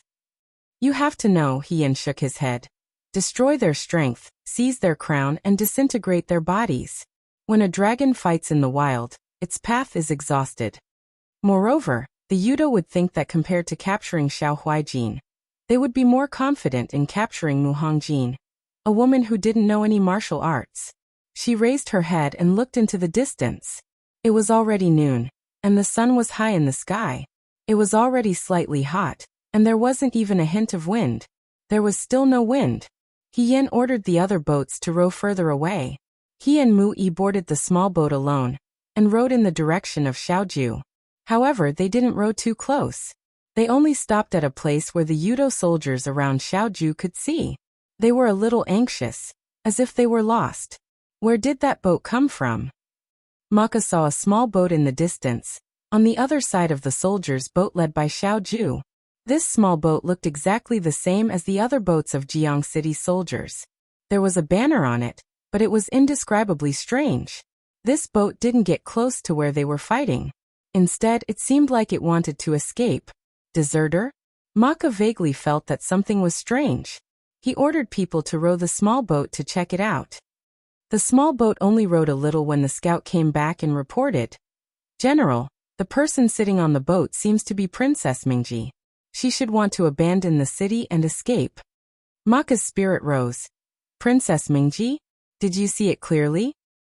This subordinate saw a woman wearing princess robes and a person dressed as a guard. "I don't know if it's true." Maka thought for a moment, then said, "Princess Mingji hasn't shown her face until now. She said she was in the prince's mansion to stabilize the soldiers' morale. I think it's very likely that she's planning to escape." "That's right, she's just a woman. Without someone to rely on. She's probably already scared out of her wits." He laughed sinisterly. "If that's the case, capture her." "But," his trusted aide beside him said, "General, our boats are fighting with Xiao Huaijin. We can't capture Mu Hongjin. After all, Yudo Kingdom wasn't a water city. The Yudo soldiers weren't as proficient in water as Jiang City's soldiers. Moreover, they had come by water. The mountains were long and the water was wide, so they used iron hooks to connect the thousands of boats. At this moment, it was impossible to untie the boats. If they chased after Mu Hongjin, they would have to give up on the battle with Xiaoju. Idiot. Maka cursed. To catch bandits, first catch the ringleader. So what if she's Xiao Huaijin? Xiao Huaijin isn't the master of Jiang City.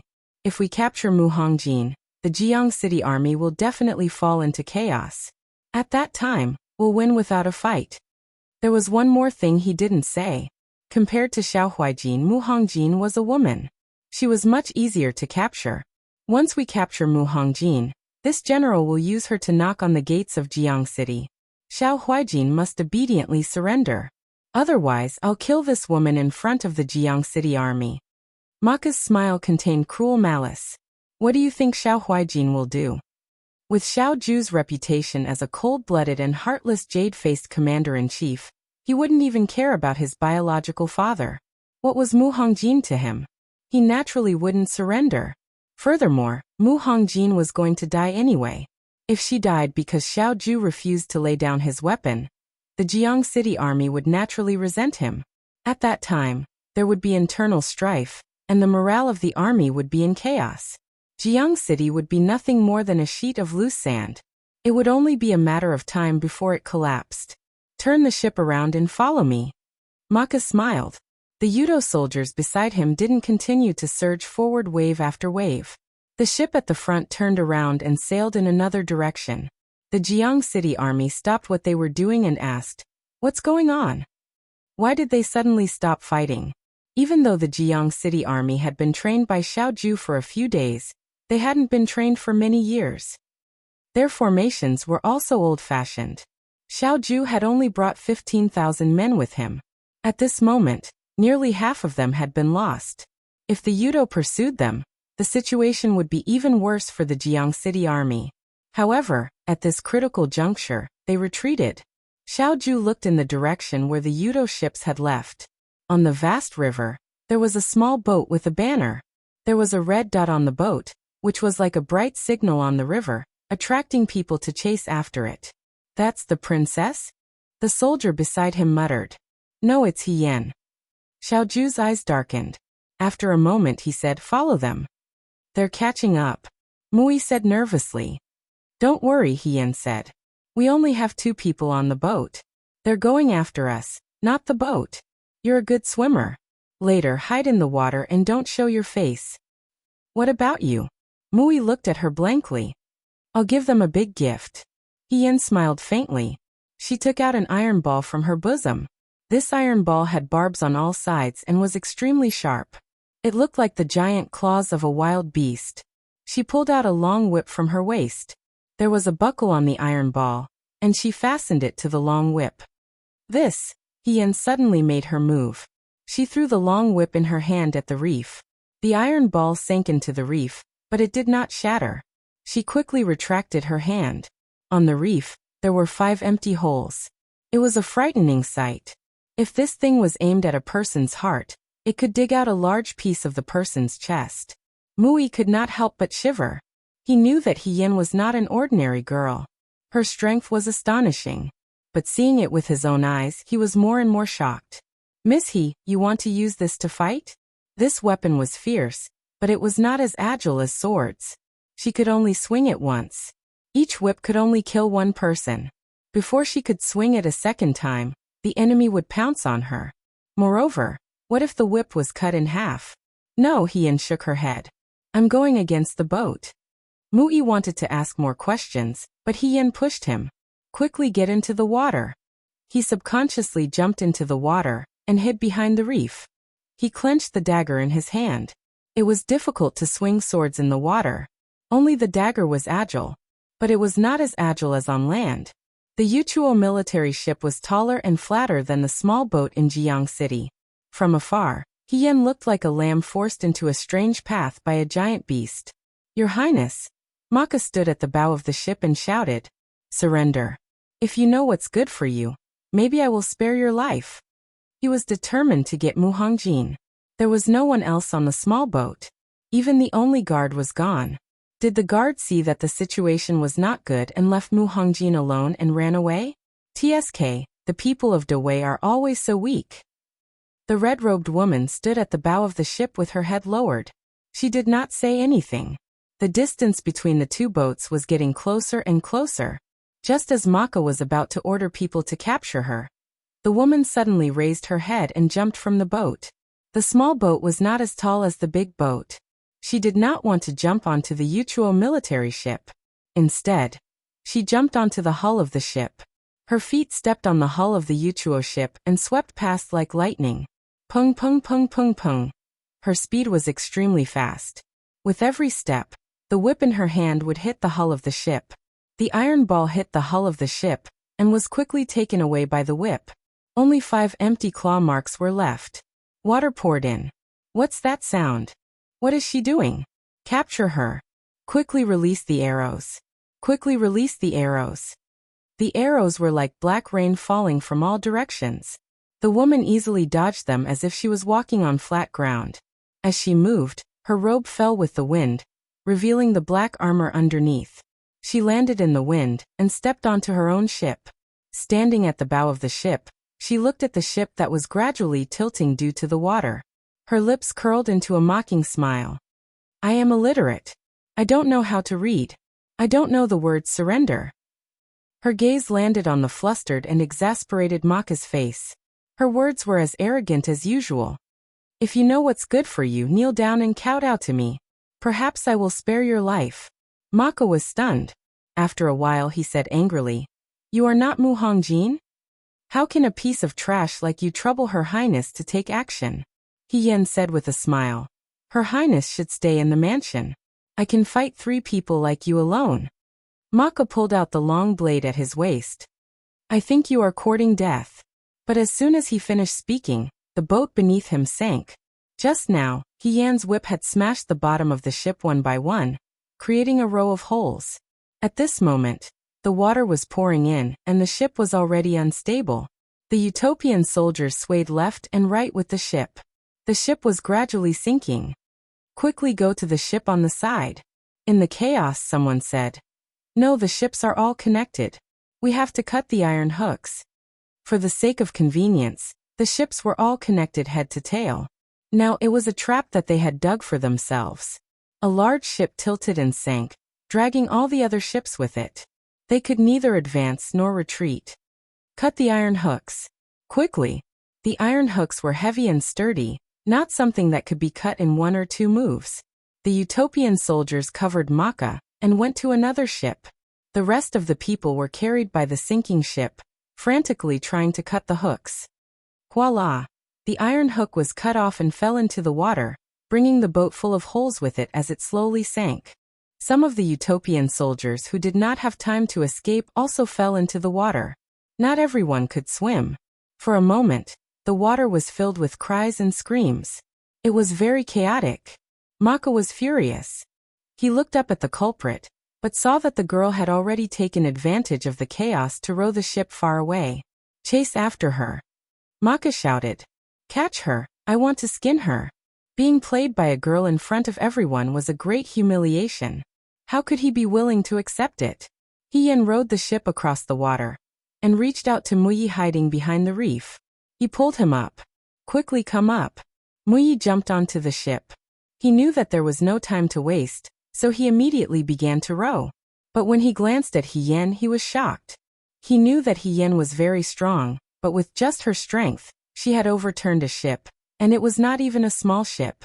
It was really shocking. Just now, He-Yan had stepped on the ship's side and swung the whip smoothly. Those Yudo did not even have time to react before they fell into her trap. In Muyi's heart, besides admiration, there was also a faint excitement. He said to He-Yan, Miss He, can we do what you did just now and overturn all their ships? Impossible. He-Yan replied quickly. Now that we are in such a critical situation, how can we directly use the Iron Tiger Claw? Then why don't you do more? As soon as he said that, Muyi also felt that he had gone too far. He-Yan did not get angry. She only explained patiently. It's useless to do more. They don't have as much strength as I do. Even if they do have great strength, they may not be able to accurately hit their ships. Her skills had been honed through a long period of military campaigns in the past. Although the weapon was important, the person using the weapon was more important. Moreover, this method can only be used once. The Yudo are already prepared. I'm afraid that they have already prepared archers on the ship. Before we even get close, they will shoot. That whip just now was just to delay a little. The longer we delay, the greater our chances of winning. If we keep delaying, will the wind really come? Muyi looked at the sky. Such a clear sky, but it filled his heart with haze. It was difficult for him to have any confidence. If Master says there will be wind, there will definitely be wind. He-Yan's gaze was firm. If there is no wind, we will become the east wind. In short, don't stop fighting. She said. Steer the ship in the direction of the ambush. On the other side, the Jiang city soldiers who were chasing after the Yudo soldiers also saw the scene just now. Everyone was stunned. He-Yan's skill of smashing the ship with the whip was difficult to forget. Miss He is so powerful, someone murmured. It was not flattery, but even the most powerful person in the Jiang city army would not be able to do so. Strength and skill were secondary. What was more important was that she had to escape unscathed from so many Yudo soldiers. She had to grasp every moment with great precision. The Yudo's arrows were like rain. They were so dense, but they did not waver in the slightest. The ship was smashed, causing the Yudo to frantically cut the iron rings. Some Yudo who did not know how to swim were also drowned. The Jiang City soldiers, who had been suppressed before, felt slightly relieved. At this moment, they only felt happy. Xiaoju lowered her eyes and whispered, "I actually thought of something." She turned and ordered the deputy, "Take out the box." Before they boarded the ship, Xiaoju had ordered people to carry the box. It was very heavy. One person opened the box and saw that it was full of things like the end of the whip in He Yan's hand, which looked like a tiger's claw. However, there was no whip. It was a sharp weapon that could be worn around the wrist. "The 20 elite soldiers who knew how to swim, step forward," Xiaoju said. The 20 elite soldiers who had been informed of the order in advance immediately stepped forward.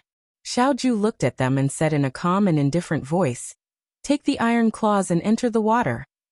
In the distance, the large ship was chasing after He Yan's small boat with all its might.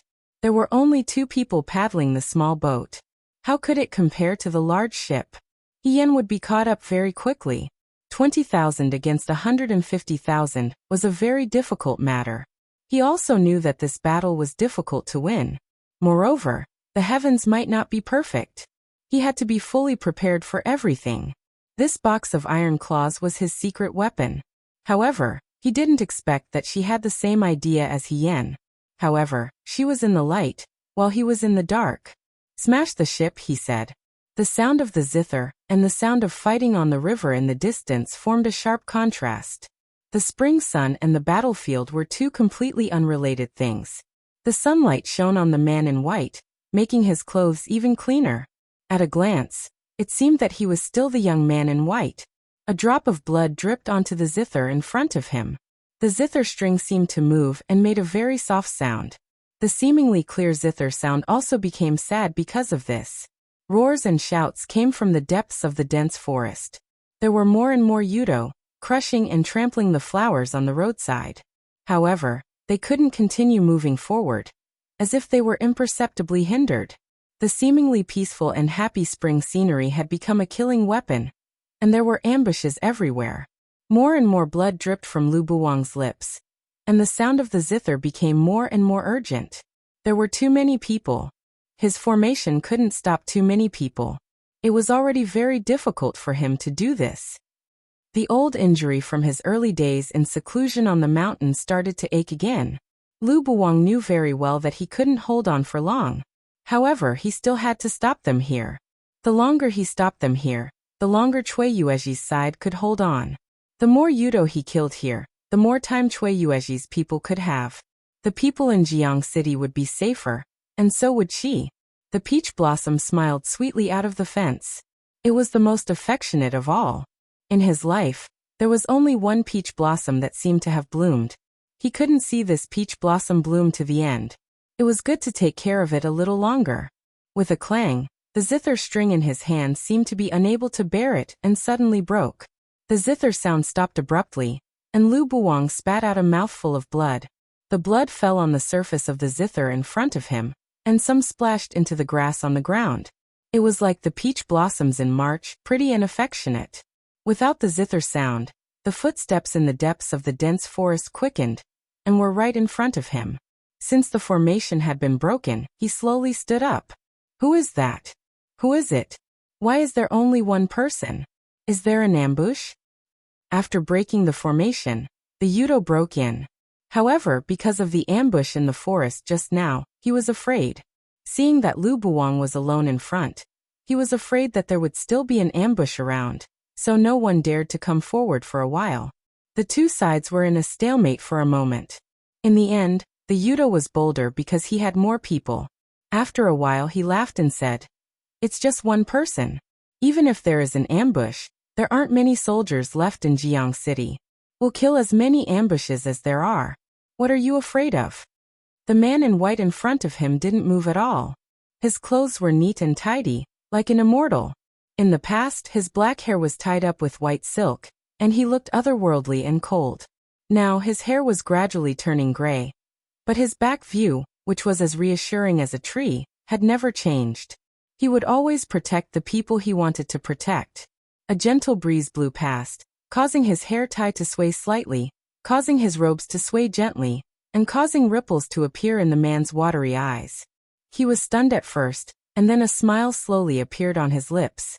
The chance of survival in this death game had come. The hope of Jiang City had come. The wind had come. Lu Buang slowly pulled out the long sword at his waist.